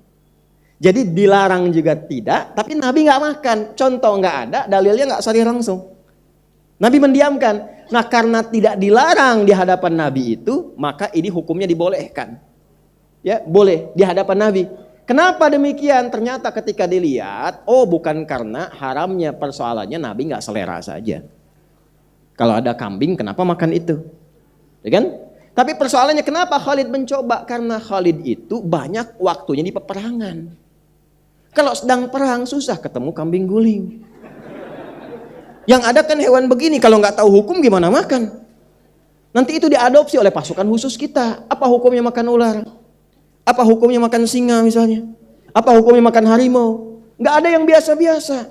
Kalau nggak tahu hukum begini susah menemukan hukum, kelaparan sendiri. Kata musuh nggak usah diserang, ntar mati sendiri. Nah ini hukum 4. Nah keempat-empatnya ini kalau sudah ada, ini dasar dulu ya. Ini masuk dalam kategori sunnah. Jelas. Gak boleh dibilang bid'ah. Tidak boleh dibilang bid'ah. Jadi sunnah itu ada yang dalil plus contoh, ada yang dalil contohnya sementara, ada yang dalil gak ada contohnya, ada yang dalilnya samar tapi ditetapkan oleh Nabi. Nah dari sini saya mengoreksi sedikit dulu. Koreksi sedikit. Apa koreksinya? Anda jangan katakan begini, tidak setiap yang tidak ada contoh dari Nabi itu bid'ah. Itu pernyataan kurang lengkap. Jelas ya? Mana contohnya dari Nabi? Nah itu biasanya baru sampai sini belajarnya. Yang ini belum. Karena nanti tidak semua yang tidak Nabi contohkan tidak menjadi sunnah. Karena ada perkara yang sangat jelas gak butuh contoh lagi. Ada perkara yang ringan yang semua orang bisa kerjakan, tinggal Nabi tunjukkan contohnya masing-masing prakteknya sesuai kebutuhannya. Jelas? Dan itu ulama sudah sepakat semua sedunia. Jadi kalau antum beda, antum yang beda sendiri. Paham ya? Nah ini dulu. Dan tidak boleh kita berprasangka yang tidak baik. Jadi jangan mengecilkan orang, menuduh orang dan sebagainya. Tidak, kita sedang belajar untuk memahamkan diri kita. Jadi kalau ada pernyataan, statement misalnya, itu nggak ada contohnya, bid'ah, itu kurang lengkap. Ya, tidak juga harus langsung menyalahkan, tidak, itu kurang lengkap. Itu baru versi yang pertama yang ini. Nanti kita akan belajar kenapa ada ini, seperti apa cara menyikapinya. Semua yang 4 ini itu diajarkan sempurna oleh Nabi SAW sesuai dengan keadaan umatnya. Jika umatnya dipandang mampu dengan satu cara saja, maka hanya akan ada satu dalil, satu cara. Contoh, takbir. Apa yang diucapkan oleh kita saat takbir dalam sholat? Fayaqulu Allahu Akbar. Maka diucapkan Allahu Akbar. Kalimatnya cuma satu, contohnya satu. Dan gak ada versi yang lain. Nah kalau sudah caranya satu, contohnya satu, ini menunjukkan bahwa semua umat Islam mampu mengerjakan dengan cara yang sama. Jelas? Maka pada yang demikian tidak usah kreatif. Udah keseringan Allahu Akbar, Allahu Rahman. Gak usah. Nah itulah bid'ah. Jelas? Itulah mengada-ngadakan sesuatu dalam konteks beribadah, beragama, dan melanggar apa yang sudah ada ketentuannya. Sudah paham? 2, ini yang satu dalil, satu contoh.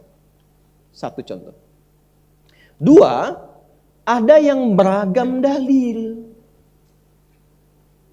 dan beragam contoh. Kalau ada yang seperti ini, itu tandanya umat Islam itu dipandang karakternya tidak mampu melakukan dengan satu cara yang sama. Mesti ada keadilan Allah yang menurunkan petunjuk yang bisa dikerjakan oleh semua karakteristik umat itu. Kenapa? Karena semuanya itu dipandang nggak bisa mengerjakan satu cara yang sama. Nah, nanti di bab ini ada yang sifatnya bacaan, ada yang sifatnya gerakan.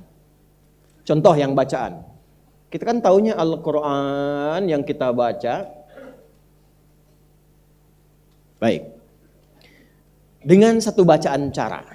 Saya ambil yang paling gampang pertengahan. Yang kita hafal, populer, dan mudah untuk dihafalkan. Ad-Duha. Kita baca sama-sama.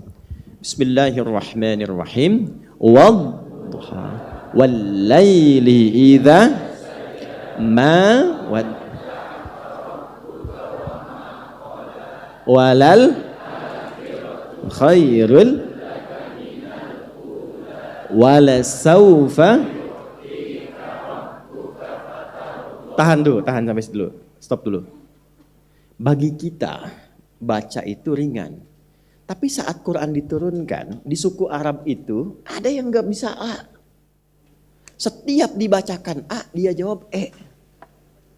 Itu mau dipaksa-paksa sampai kiamat kurang 2 hari susah. Madrasah, ana, ani, anta, inti. Mungkin Betawi ke situ sanadnya. Ya. Sampai sekarang masih ada. Wilayah Syam, Palestina itu, ya, Syria masih imalah. Kaifa halak ya akhi? Ente botek. Botak. Bisa. Kaifa halak? Ya, aina Fatimah? Itu imalah namanya. Dari sejak zaman Nabi ada yang begitu. Maka riwayat turun tidak hanya pakai A, bisa pakai E, tapi tidak merubah makna. Ketika Anda baca wadduha, maka bisa dibaca dengan riwayat wadduha, wal-laili idza saja, ma wadda'aka rabbuka wa ma qala, walal akhiratu khairul laka minal ula. Ibu ketawa. Saya baca ad-duha di kalangan sebagian masyarakat Afrika yang biasa pakai E, wad-duha. Dia ketawa. Dia nggak biasa. Nah, turunnya riwayat ini itu tidak merubah makna. Cara bacanya berbeda untuk mengakomodir kemampuan dia membaca. Maknanya sama. Contoh, sepeda dengan sepeda. Barangnya sama nggak? Sama. Ini sepeda kata orang Medan. Bukan sepeda, sepeda. Sama barangnya. Besok kita ke Bandung yuk, ke terminal Cicaheum. Sama, cuma cara mengejanya berbeda, barangnya tidak berubah. Jelas? Nah, itulah ada yang sifatnya bacaan. Nanti lebih kompleks lagi ada. Ada yang nggak bisa baca sin, bacanya pakai sod. Sin, sod, sin, sod. Utlubul ilma walau bisin, utlubul ilma walau bisod. Sod terus. Sehingga ketika di zaman Nabi turun Al-Quran, yang tidak bisa pakai sin, bisa pakai sod. Begitu sebaliknya. Ihdinas siratal mustaqim. Sirat pakai sod. Ada yang nggak bisa pakai sod. Sin aja. Sin. Maka nanti muncul riwayat Qalun, juga Warsh dari Nafi'. Ihdinas siratal mustaqim. Pakai sin. Yang dahsyat, ada yang nggak bisa sin, nggak bisa sod. Zai. Pakai sin nggak bisa, pakai sod nggak bisa. Zai. Maka turun riwayat ihdinas siratal mustaqim. Pakai zai. Di Tripoli saat saya awal ngaji, saya mengaji di antara sanad saya ada 3 guru di sana. Salah satunya Syekh Dukali, ya, Muhammad Al-Alim Bukri di sana. Itu ada guru kami cerita begini, ada penghafal Quran. Dua-duanya hafal 30 juz. Satu riwayat Hafiz, yang kedua Qalun. Jadi yang satu belajar, gurunya sama, dia belajar pakai riwayat, Hafiz pakai sod. Ihdinas siratal mustaqim. Satu pakai sin. Karena dua ini belajar riwayat berbeda, belum tahu, ketemu debat. Oh debat, yang benar ini, yang benar itu. Kita tahkim ke guru kita. Begitu berangkat ke gurunya, bijak sekali gurunya. Ya bunai madza fi ikhtilaf katanya. Kami beda pendapat. Kenapa? Ini dia baca sod, dia yang baca sin, harusnya sod. Ya bunai ikra, kamu baca. Maka yang sod bilang, ihdinas siratal mustaqim. Hasbuk, sudah nah. Enta ikra, kamu baca. Ihdinas siratal mustaqim. Masya Allah, kalian berdua salah. Yang benar, ihdinas siratal mustaqim. Nah, jadi jangan larut dalam perdebatan. Sedikit-sedikit berdebat, nanti lama-lama kalau larut dalam perdebatan, ujungnya saling mencela. Nah, putus silaturahim itu yang bahaya. Assalamualaikum akhi, bid'ah. Putus. Ya, dudukan dulu, cari pakar ilmunya, urut sanadnya. Itu yang dimaksud alaikum bisunnati. Nah, itu yang bacaan. Ya. Nah, saya rumuskan, ada yang gerakan. Gerakan, ini praktek ke sini. Masih ingat tadi Abu Hurairah masuk Islam tahun keberapa? Beliau masuk Islam tahun ke-7 Hijrah, kurang lebih 3 tahun sebelum Nabi Usia Nabi berapa tadi? Kurang lebih 60 tahun. Kurang lebih sebelum meninggal 60 tahun. Ada sahabat yang masuk Islam lebih awal daripada Abu Hurairah, namanya Wa'il bin Hujur. Wa'il ini catat karena banyak hadis-hadis riwayat tentang ibadah diriwayatkan oleh Wa'il. Jadi kalau Anda pengen tahu tentang cara sholat, ya, ibadah yang pokok, itu Wa'il banyak koleksi hadisnya. Nah, menariknya begini. Wa'il ketika melihat Nabi sholat, itu masih segar. Ikut perang Badar, perang Khandaq, perang Uhud, macam-macam. Segar, masih segar. Begitu i'tidal sami'allahu liman hamidah, turun ke sujud, itu lihat turunnya pakai lutut dulu. Lututnya dulu. Gitu. Turun lututnya baru telapak tangannya.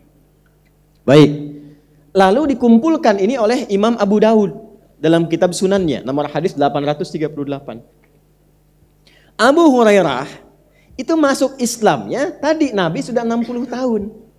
Kalau Anda riset hadis-hadis yang diriwayatkan pada usia rentang 60 tahun di Nabi ini, rata-rata Nabi sudah punya masalah dengan lutut. Biasanya makin sepuh masalah utamanya di mana? Lutut. Betul. Jadi banyak hadis mengatakan Nabi sholatnya sudah mulai bersandar di tiang. Kadang pakai tongkat karena problemnya lutut. Begitu Abu Hurairah masuk Islam, melihat Nabi sholat, begitu turun sujud pakai telapak tangan dulu. Karena lutut bermasalah. Maka dikumpulkan oleh Imam Abu Daud di sunannya nomor hadis 840. Keduanya ada. Nah, ini kalau kita ngajinya begini, kita paham. Yang paling sunnah itu bukan yang pakai telapak tangan, bukan yang pakai lutut. Tapi dua-duanya kita tempatkan sesuai dengan porsinya. Kalau belum tahu begini, bisa bermusuhan. Kadang satu atap, ya tidurnya sama, mimpinya beda, pendapatnya silang. Kan saya pernah sampaikan di beberapa kesempatan, suami istri bertengkar malam-malam gara-gara perkara sujud, padahal sholat. Itu setan memang jago tuh. Ya. Awas Bu, ada setan rumah tangga tuh di Al-Baqarah ayat 102. Ya. Tugasnya memecah belah kehidupan rumah tangga itu. Suami pulang Bu dari kantor kena macet di BSD kan, Bekasi sonoan dikit tuh di rumahnya tuh. Betul, lu saya datang nyampe pas qadar Allah salat di rumah. Begitu salat istri lihat. Itu Pak pas sujud tok turun lutut duluan. Istri melihat, wah peluang nih. Salah kan? Salah nih sholatnya kan? Begitu salam, nah ini Bu persoalannya tanpa muqaddimah. Ya kan? Selormon kan, aku menghukummu dengan kekuatan bulan tuh. Ya, udah langsung marah. Papa sholatnya salah tadi. Suami kan pemimpin. Ar-rijalu qawwamuna 'alan. Apa ciri khas pemimpin? Tidak mau dipimpin. Ya kan? Defense langsung. Apa yang salah mah? Tadi harusnya sujudnya itu pakai telapak tangan dulu, bukan lutut. Mama yang nggak baca hadisnya katanya. Padahal dua-duanya itu nggak baca. Ini saya cerita, saya alami sendiri. Karena keduanya memutuskan, dah besok kita ketemu Ustadz aja. Tapi besoknya itu malamnya nggak sapaan dulu. Datang cemberut. No. Kenapa Bu? Ini suami saya bid'ah. Bid'ah. Bukannya Hasan Bu. Udah tuh. Saya ceritakan ini. Bu, jadi yang pakai lutut itu, ini dari Wa'il bin Hujur. Wa'il itu masuk Islam di awal, Nabi masih segar, masih sehat, pakai lutut. Begitu Nabi lutut bermasalah, Abu Hurairah masuk Islam. Ngelihat Nabi sujudnya pakai telapak tangan duluan karena lututnya bermasalah. Jadi kesimpulan hadis itu bukan perkara masalah tua atau muda, bukan. Jadi jangan Anda simpulkan kalau ada anak muda di sini sholat telapak tangannya dulu, Anda lihat tua tuh. Bukan begitu kesimpulannya, itu salah. Ya, salah kesimpulannya. Maksudnya apa? Yang fleksibel saja. Anak muda olahraga futsal, cedera kena tackle, lututnya bermasalah. Jangan paksakan pakai lutut. Jadi madarat, turun dengan telapak tangan. Jelas? Lutut kuat sehat, turun dengan lutut. Jadi yang pakai telapak tangan benar, yang lutut pun benar, yang salah tuh pakai kepala duluan. Lu apa-apa udah rame. Oh udah gitu ketawa, Bilip antum begini tuh, ketawa pulang, saya ditinggal aja gitu ya. Gitu. Nah ini diantara contohnya. Jadi ada yang sifatnya itu bacaan, ada yang sifatnya itu gerakan. Nanti dikumpulkan bacaan dan gerakan jadi amalan. Nah, saya belum selesai, tenang ya, masih ada waktu kita. Masih ya. Enggak banyak, sebentar lagi. Lihat sini. Nah, semua apa yang Nabi pernah tuntunkan itu diajarkan sempurna. Baik yang satu dalil satu contoh, beragam dalil beragam contoh, semua yang diajarkan Nabi total, tidak ada yang disembunyikan. Nah, semua yang bersumber dari Nabi itu disebut manhaj namanya. Apa namanya? Manhaj. Ya. Manhaj itu at-tariqul wadih, jalan terang yang jelas sekali petunjuknya. Jadi kalau sudah ada manhaj, maksudnya ini pedoman dari nabinya nih, kurikulumnya jelas sekali. Paham? Baik. Jadi manhaj ini mencakup yang satu dalil satu contoh, mencakup yang beragam dalil beragam contoh. Yang satu dalil satu contoh nggak ada masalah. Ya. Tapi yang jadi problem kadang-kadang yang banyak dalilnya, banyak contohnya. Nah, turun beragam itu karena sebab tadi. Yang kita harus tahu, ada yang beda tempat, ada yang beda waktu saat masuk Islam, ada yang saat ayatnya turun di tempat A, si B nggak tahu. Ya, sedangkan sifat sahabat itu apa yang dilihat itu yang dipraktekkan. Apa yang dilihat itu yang dipraktekkan. Pokoknya saya mengalami dengan Nabi begini, itu yang saya jaga. Walaupun dia tahu orang mungkin mendengar, dia lebih yakin dengan apa yang dia saksikan dan dia alami. Nah, itu jangan salah menyimpulkan. Mu'adz bin Jabal sholat di belakang Nabi, Isya, Nabi bacanya Al-Baqarah.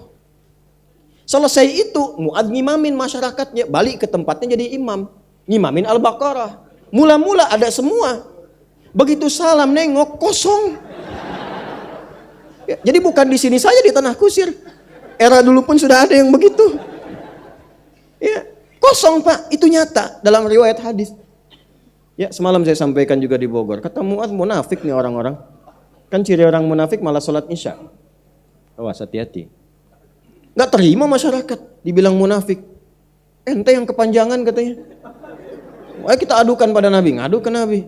Kenapa ini? Kami gak terima ya Rasulullah disebut munafik.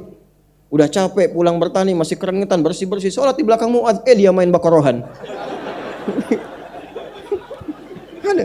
Karena ada sahabat lain mainnya kulhu. Ada nasabnya, ada. Kulhu terus gitu kan. Itu ada sanadnya, tapi saya nggak kasih sekarang. Ya. Saya nggak kasih sekarang, supaya nggak jadi modus tuh buat antum tuh. Ini wajahnya cool semua nih Bu. Mu'adz, kenapa kamu, kata Nabi? Ya Rasulullah, saya sholat di belakang Anda baca Al-Baqarah. Saya kan mengikuti Anda. Kamu benar, cuma saya imam, makmumnya kamu. Tapi kamu imam kan makmumnya mereka. Nah, itu pentingnya kita belajar. Supaya nanti dari kalimat ini kita paham menempatkan hadis. Jangan nanti ada sahabat berkata begini misalnya. Ketika diadukan, oh itu bid'ah, saya belum pernah alami itu. Jangan langsung disimpulkan itu salah. Ketika amalan itu bersumber dari sahabat yang lain. Boleh jadi dia ingin menjaga amalan dia supaya tidak salah karena belum tahu yang itu. Paham? Nanti kita akan temukan kasus itu. Nanti lihat saja, tunggu tanggal mainnya. Ya. Nah, dari manhaj ini kita ambil yang ini, yang beragam tadi.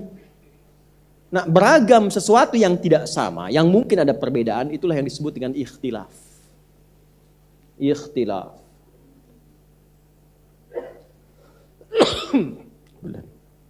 Jadi kalau ada dinamakan ikhtilaf dalam fikih, sudah ikhtilaf itu artinya bukan sekedar kita pahami ulama beda pendapat, bukan. Jalurnya itu ada yang berbeda, walaupun semua hukum tersambung dari Nabi. Paham? Nah, kalau sudah ikhtilaf, sudah kaidah pertama, jangan langsung simpulkan bid'ah. Jangan langsung simpulkan salah. Karena di dalamnya itu ada pilihan. Dan gak bisa dikumpulkan semuanya, karena karakternya beda. Yuk kita beri contoh yang terakhir. Nabi ngimamin di awal era, makmum di belakang, ada Abu Bakar, ada Umar, ada Uthman, ada Ali. Ridwanullah alaihim jami'ah. Ngimamin Al-Fatihah. Alhamdulillahi Rabbil Alamin. Dari Alhamdulillah sampai waladhdallin. Terus konsisten baca begitu. Tiba-tiba si kecil Ibnu Abbas radhiyallahu ta'ala anhuma datang. Tanya pada Rasulullah, ya Rasulullah, apakah Allah tidak turunkan satu ayat yang memisahkan satu surah dengan yang lainnya? Supaya nanti tidak ada orang menduga itu semua surah Quran nyambung semua. Al-Baqarah langsung Ali Imran, langsung An-Nisa, terus sampai dengan An-Nas. Pemisahnya ada enggak? Saat bertanya itulah turun Bismillahirrahmanirrahim. Itu asalnya. Maka itulah awal sejarahnya, setiap surat ada Bismillahirrahmanirrahim kecuali surah Al-Bara'ah. Surah At-Taubah. Ya, iya Bu, At-Taubah, nama lainnya Al-Bara'ah. Ibu jangan debat saya. Yang menghafal Quran saya. Yang tahu tafsir saya. Ibu kan sini belajar. Mana asisten saya? Pulang yuk. Kumaha teh? Iya Bu. At-Taubah. Nama lainnya Al-Bara'ah. Paham? Alhamdulillah. Nah, nanti itu diganti di An-Naml ya, yang ayat ke-30 itu. Innahu min Sulaiman wa innahu bismillahirrahmanirrahim. Nah, itu diantara nanti sanad ayatnya fadilahnya untuk menjinakkan hewan-hewan. Ya, nanti salah satunya bisa itu. Selain nanti bacaan yang lain. Jadi total bismillah tetap sama. 114 jumlahnya dalam Quran. Jelas ya? Nah itu asalnya. Nah saat turun itulah Nabi membacakan Al-Fatihah dengan 4 cara. 1. Tanpa bismillah. Alhamdulillahi Rabbil Alamin. 2. Dengan bismillah. Nabi keraskan. Bismillahirrahmanirrahim. Alhamdulillahi Rabbil Alamin. 3. Silent seal. Bismillahirrahmanirrahim. Alhamdulillahi Rabbil Alamin. Silent. Kalau silent, sir, itu artinya cuma kita yang dengar. Bukan ditempelkan ke mic. Bismillahirrahmanirrahim. Alhamdulillahi Rabbil Alamin. Nah, kalau dikemikan itu jahar namanya Joni, ya. Jahar. Yang keempat, dibaca rakaat pertama dengan jahar keras. Ya, Bismillahirrahmanirrahim. Alhamdulillahi Rabbil Alamin. Rakaat kedua enggak dibaca sama sekali bismillahnya, langsung Alhamdulillah Rabbil Alamin. Ya, nah itu yang dari riwayat Abu Hurairah. Kurang lebih ada yang mengumpulkan tuh 70 hadisnya. Ya, nah, itulah terkait dengan perbedaan tempat-tempat tadi. Jadi yang Ahlu Mekah pertama kali taunya yang Alhamdulillah, yang lain yang setelah turun meriwayatkan dengan bismillah, ditemukanlah beragam. Ada sahabat yang meriwayatkan hanya dengan Alhamdulillah saja. Ada sahabat yang meriwayatkan dengan Bismillahirrahmanirrahim. Dikumpulkan semuanya ada 4 cara. Keempat-empatnya namanya manhaj. Jelas? Karena semua bersumber dari Nah, tapi kan gak mungkin kalau dipraktekkan dalam sholat keempat-empatnya. Nabi meninggal, sahabat menyebar, Ali kan ke Kufah. Ya kan? Ibnu Mas'ud ada di mana? Di Mekah. Ya kan? Sahabat Ubay sebagian ya di Madinah. Mereka jadi mufti, ngimamin, kan gak mungkin keempat-empatnya. Ini adalah dari Nabi semua. Saya ingin imami sesuai dengan manhaj Nabi SAW. Bismillahirrahmanirrahim. Bismillahirrahmanirrahim. Tidak dibaca sama sekali. Harus pilih salah satu. Ya, harus pilih salah Maka Ali pilih satu, ini pilih satu, fulan pilih satu. Ridwanullah alaihim jami'an. Nah itulah yang diajarkan pada orang setelahnya dikumpulkan jadi dokumentasi. Nah di antara ulama yang menerima antar generasi itu ada generasi awal yang belajar dari sahabat namanya tabi'in. Di tabi'in itu ada yang belajar lagi, mereka semua mengandalkan hafalan rata-rata. Jarang yang menulis. Karena kemampuan menghafalnya luar biasa, masih bersih hatinya. Dan kalau ditanya, hafidhu an dhahri qalbi, saya hafal dalam kepala saya sampai ke hati saya. Dalam kepala sampai ke hati. Hafalnya begitu. Orang sekarang kan beda, saya sudah hafal di luar kepala saya. Belum hafal, masih di luar. Ya. Hafal di luar kepala kan belum hafal namanya. Ya. Salah kalimatnya. Saya hafal dalam kepala saya sampai ke hati saya. Dulu begitu. Nah karena antar generasi sudah berbeda interaksi, maksiat semakin banyak, berkurang kemampuan menghafal, maka ulama berpikir, tuliskan itu, kumpulkan. Di antara ulama yang punya kemampuan menghafal kuat dan menuliskannya ada 4 bintangnya di zamannya. Satu Al-Imam Abu Hanifah yang wafat tahun 150 Hijrah, An-Nu'man. Yang kedua Imam Malik yang lahir tahun 93 Hijrah. Lahir di Madinah, tumbuh di Madinah, sampai mengajar, sampai wafat sehingga dikenal dengan imamnya Madinah, Imam Darul Hijrah. Lalu Imam Asy-Syafi'i lahir tahun 150 Hijrah. Imam Abu Hanifah meninggal di tahun yang sama, lahir Al-Imam Asy-Syafi'i. Lalu ada Imam Ahmad bin Hanbal, muridnya Al-Imam Asy-Syafi'i, hafal 1 juta hadis. Lahir tahun 163 atau 164 Hijrah. Fokus baik-baik. Ini imam-imam luar biasa. Ada yang lain juga banyak. Tapi kenapa 4 ini yang dikenal? Karena selain hafalannya mereka menuliskan itu dalam kitabnya. Supaya sampai kepada kita. Makanya kalau kita belajar sekarang itu jalurnya nggak akan jauh dari 4 ini. Kurang lebih demikian cara cepat menggambarkannya. Ini yang ringkas saja. Jadi kalau antum ngaji nih sekarang belajar, nanti kalau diurut-urut ke situ juga. Karena nggak mungkin kita nggak ketemu. Jalurnya begitu dari atasnya. Nanti saat saya datang dengan PowerPoint, saya tunjukkan jalurnya. Dari nabinya ke sahabat, ke tabi'in, sampai ke imam yang ada, yang 4 sampai ke yang sekarang, yang populer-populer. Maka dipilihlah salah satu oleh mereka untuk memudahkan pengajaran. Saat Imam Abu Hanifah memilih, yang cenderung dipilih, yang nyaman untuk dipilih. Dalam bahasa Arab, yang nyaman untuk dipilih, ma dhahaba ilaihi. Ma dhahaba ilaihi. Apa yang gampang untuk diambil, yang mudah dipilih. Disingkat menjadi madhab. Dari sinilah kemudian yang asalnya ada manhaj, ketika jadi pilihan disebut madhab. Imam Abu Hanifah pilih, maka disebut madhab Hanafi. Imam Malik pilih, maka disebut madhab Maliki. Imam Asy-Syafi'i pilih, disebut madhab Syafi'i. Imam Ahmad pilih, Ahmad bin Hanbal, disebut madhab Hambali. Tuh. Asep memilih, nggak harus disebut Asepi. Udah ada yang ini sampai batuk tuh. Ya. Ini kurang lebih. Nah ini ketika mereka pilih, itu bukan pendapat, bukan kelompok. Ya, jadi jangan dipahami begini, pilih mazhab atau pilih nabi. Nah, itu kurang sehat tuh. Karena nggak mungkin belajar dari nabi tanpa jalur ke sini. Susah. Anda langsung talaki dengan nabi? Nggak mungkin, jalurnya pasti lewat sini. Nggak ada di antara mereka memberikan fatwa yang berbenturan dengan petunjuk-petunjuk nabi. Karena yang diturunkan oleh mereka itu dengan konstruksi keilmuannya nyambung ke sini semua.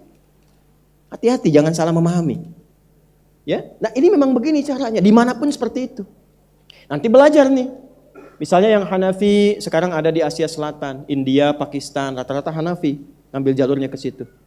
Ya, jadi kalau baca bismillah mereka nggak baca sama sekali di Al-Fatihah, langsung alhamdulillah rabbil alamin. Maliki dulu areanya di Saudi, sebelum ada Saudi Arabia. Kan imamnya Imam Darul Hijrah itu, Maliki. Sekarang menyebarnya di Afrika Utara. Di Libya, Tunisia, Maroko dan sekitarnya itu Maliki mazhabnya. Kalau baca Al-Fatihah langsung alhamdulillahirabbil alamin, Maliki yaumiddinnya pendek, Maliki yaumiddin. Tangannya begini. Ya, angkat kepalanya gini, tangannya. Jadi tidak bersedekap gini. Karena hadis pertama itu begini. Nanti saya cerita ketika masuk bab itu saya ceritakan. Awalnya begini, kenapa kemudian bersedekap begini. Jadi jangan disimpulkan yang begini itu misalnya langsung Syiah, tidak. Nanti Syiah akan terlihat saat sujud, bangkit dari sujud saat duduk tuh. Ya, tepok-tepok begini tuh. Ya, kalau Maliki tidak, awalnya aja begini. Maksud saya kalau ke Mekah atau ke Madinah menemukan yang takbir langsung begini, jangan diajak ngobrol. Dia lagi sholat. Oh, barat nih. Hey bro, how are you? Praktek bahasa Arab, kaifa haluk akhi? Allahu Akbar. Maliki. Imam Syafi'i ya juga memilih. Maka ketika memilih, misal bismillahnya beliau jaharkan, pilih salah satu, ngajar. Bukan nggak paham yang lain, tahu yang lain, tapi punya pertimbangan, saya pengen pilih ini aja lah. Misal karakteristik Imam Syafi'i dengan Imam Malik beda. Kalau Imam Malik itu orang ahli riwayat, jadi pokoknya mana riwayat aslinya itu yang diikuti. Hafal hadis juga gurunya Imam Syafi'i. Kalau Imam Syafi'i itu memilih begini, satu pertimbangannya, ketat dalam hukum dan mana yang pahalanya paling banyak. Bismillah kan ada dari Nabi. Kalau dibacakan ada pahalanya, daripada nggak dapat pahala, mendingan saya bacakan aja, gitu kan? Kenapa pilih jahar? Kalau saya bacakan jahar, makmum dengar, dapat pahala lagi, gitu kan? Imam Malik, Imam Abu Hanifah pilih nggak baca Bismillah, langsung hamdalah riwayat pertama. Imam Asy-Syafi'i baca Bismillah, yang belum ada apa? Yang silent. Imam Ahmad memilih itu untuk memperkenalkan, ada juga yang silent, supaya orang tahu. Maka diturunkan ini. Hanafi Asia Selatan. Ini Maliki Afrika Utara. Ini Syafi'i. Ini kebanyakan ada di Syam, Syria, Mesir, kemudian Asia Tenggara beberapa. Hambali, Teluk rata-rata, Saudi contohnya. Jadi begitu kemudian Raja Saud ya itu mengambil alih, lalu membangun dinasti Saudi, lalu memilih nanti muftinya untuk menetapkan mazhab resmi supaya nggak banyak perbedaan pendapat, pilih salah satu. Maka ditetapkanlah nanti yang tersambung pada Imam Ahmad jalurnya. Maka Hambali, sampai sekarang Hambali, mazhab resminya. Nah di Timur Tengah itu rata-rata memilih satu mazhab supaya nggak bingung. Udah aja salah satu, jadi dari TK ke atas belajarnya satu aja. Tapi tahu yang lainnya, cuma ini yang utama diajarkan. Yang paling hebat Indonesia. Top. Semua. Orang tanah kusir ke tanah suci. Wah. Tanah kusir, berangkat ke tanah suci. Jadi dia berangkatnya misalnya ke Madinah, taruhlah di sini Madinah. Ini contoh saja ya, tidak mengeneralisir. Terus Tanah Abang, Mesir. Ya, yang paling jauh di sini? Ya, Surabaya. Oh Surabaya. Palembang di sini. Surabaya, misalnya Surabaya ke Libya. Palembang ke Pakistan. Yang ini Hambali, ini Syafi'i, ini Maliki, yang ini Hanafi. Belajar semua, alhamdulillah. Pulang ke daerah masing-masing. Nah, kadang problemnya adalah ini belum digali sepenuhnya. Dapatnya satu misalnya, walaupun tidak semua, banyak yang belajar lengkap juga. Nah, begitu pulang, dia dipopulerkan. Jamaah yang tanah kusir belajar dari Ustadz Madinah. Dapatlah yang sir. Bismillahirrahmanirrahim. Alhamdulillahi Rabbil Alamin. Diterangkan keutamaan dalil kenapa pilih yang sir. Belum selesai kajian dari Ustadz ini. Ustadznya nggak salah, belum selesai. Ada versi yang lain, cuma baru dapat segitu. Sama, yang Tanah Abang juga begitu. Dapat sebagian, pakai yang jahar. Bismillahirrahmanirrahim. Baru sebagian. Orang Tanah Abang ke Tanah Kusir. Jamaahnya. Yang ngimamin versi Mesir, jahar. Bismillahirrahmanirrahim. Beda. Nah inilah masalahnya. Kalau terjadi seperti itu, kembalikan ke jalurnya alaikum bisunnati, kaji lagi. Nah kadang untuk memudahkan ulama kita, bikin komunitas di antara ulama asosiasi, kadang jadi ormas. Untuk memudahkan, nih yang ingin versi ini, silahkan belajar dari sini. Contoh NU misalnya, memilih untuk yang Syafi'i. Ya kan? Maka diperkenalkan yang jahar Bismillahirrahmanirrahim. Yuk yang mau belajar ini nasabnya, ini kajian ilmunya, ini turunannya, ini dalilnya. Contoh Muhammadiyah misalnya dengan tarjihnya, oh ini kita mengambil memperkenalkan yang sirnya supaya yang belajar jahar ini dapat ilmunya, ini dapat ilmunya. Bukan ingin memperdebatkan dan mengkontrakkan keduanya. Karena zaman Nabi belum didirikan Muhammadiyah, belum ada NU. Jadi jangan sampai kemudian Anda ke Tanah Abang misalnya ke sini. Ya kan? Lalu dapat diimami di situ versi Mesir. Bismillahirrahmanirrahim. NU. Yang ini ke Tanah Kusir. Bismillahirrahmanirrahim. Alhamdulillahirrabbilalamin. Muhammadiyah. Itu yang kita ingin turunkan. Jelas? Nah, saya 2010 tugas di Mekah. 2010 tugas haji. Jemaah haji pertama datang pas sholat Isya. Itu saya ingat betul sampai sekarang. Saya sudah ngimamin. Begitu udah takbir, Allahu Akbar. Bismillahirrahmanirrahim. Alhamdulillahi Rabbil Alamin. Itu kita baru mau takbir, gagal. Komen jamaah samping, iki imamnya Muhammadiyah ya. Muhammadiyah cabang Masjidil Haram. Nah, itu. Bila kita ingin meneladani sunnah itu sampai terhubung ke atas dan dipraktekkan oleh orang-orang dulu, terhubung sampai ke atas. Nah, orang-orang dulu itu Imam Abu Hanifah, Imam Malik, Imam Syafi'i, Imam Ahmad, itu namanya golongan salaf. Salaf itu terdahulu. Ya.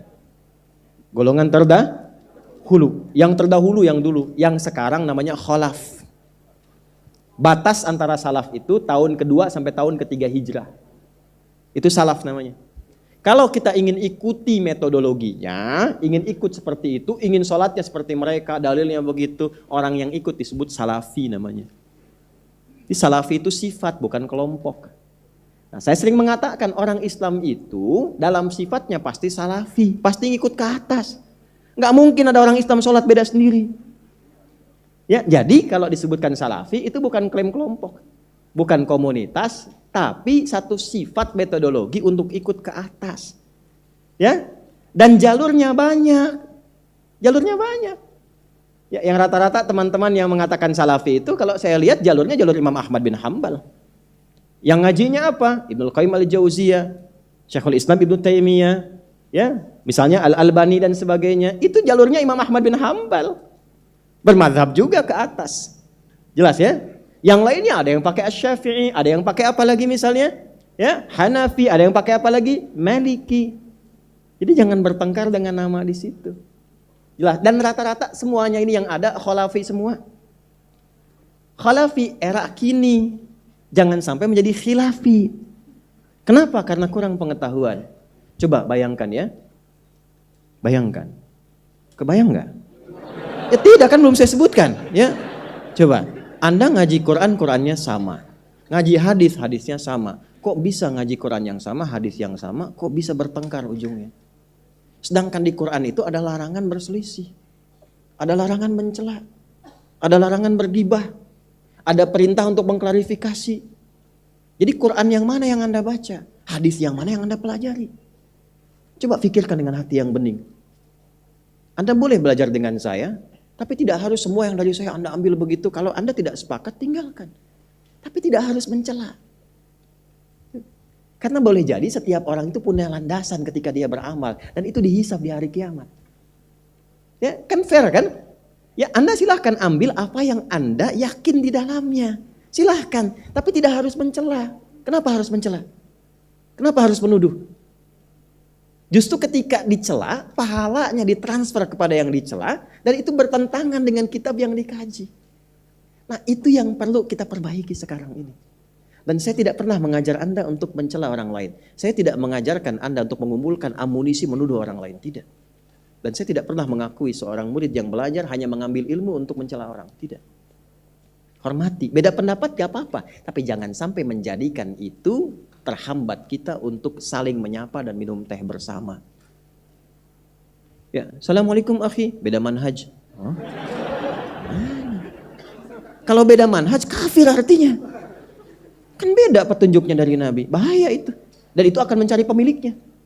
Tidak ditemukan di bumi, ke langit. Gak ditemukan di langit, kembali kepada pengkatanya. Itu resiko. Jelas sampai sini? Nah, nanti bab berikutnya kita ambil contoh satu-satu. Ini 1, 2, 3. Apa yang sering ada perbedaan pendapat di masyarakat? Kita urai hukumnya. Nanti saya sebutkan nih sanadnya, ini dalilnya, ini kitabnya, ini argumentasi, ini jalurnya. Anda pilih apa? Saya tidak paksa. Saya mengajar bukan untuk paksa orang. Saya hanya mengingatkan dan mencerahkan. Fadzakir innama anta mudzakir lasta alaihim.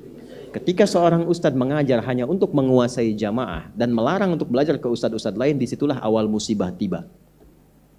Itu awal musibah. Kenapa? Karena kemampuan manusia terbatas. Ketika ustadz yang memonopoli keadaan itu salah, maka jamaah tidak mendapatkan kesempatan untuk mendapatkan kebenaran. Ya, maka Nabi diingatkan oleh Allah, tugasmu bukan menguasai tapi mengingatkan. Ini penting saya katakan kalimat ini supaya betul-betul kita perbaiki ukhuwah. Itu paling penting. Ya, silahkan pilih apapun tapi jangan sampai berseteru. Jangan berselisih. Musuh kita cuma satu, setan, Cepi. Cepat pikirkan, cuma setan. Jangan tambah lagi. Jelas ya? Ya, Cepi itu cepat pikirkan, bukan orang. Maaf ya, cepat pikirkan. Ya. Jadi satu itu tolong jaga betul, nanti kita turunkan sanad-sanadnya, jangan sampai saling mencela. Kalau ada yang celak saya dari manapun jangan dibalas. Karena saya pun tidak membalasnya. Maafkan. Ya, maafkan. Karena kadang-kadang tidak adil, nggak pernah ketemu, belum tahu, sudah bid'ah. Siapa tuh? Adi Hidayat, bid'ah tuh. Ketemu aja nggak pernah. Ya, nah itu kita jaga. Jangan sampai ada kata-kata demikian kepada siapapun. Islam itu ketika dipelajari membuat kita lebih baik.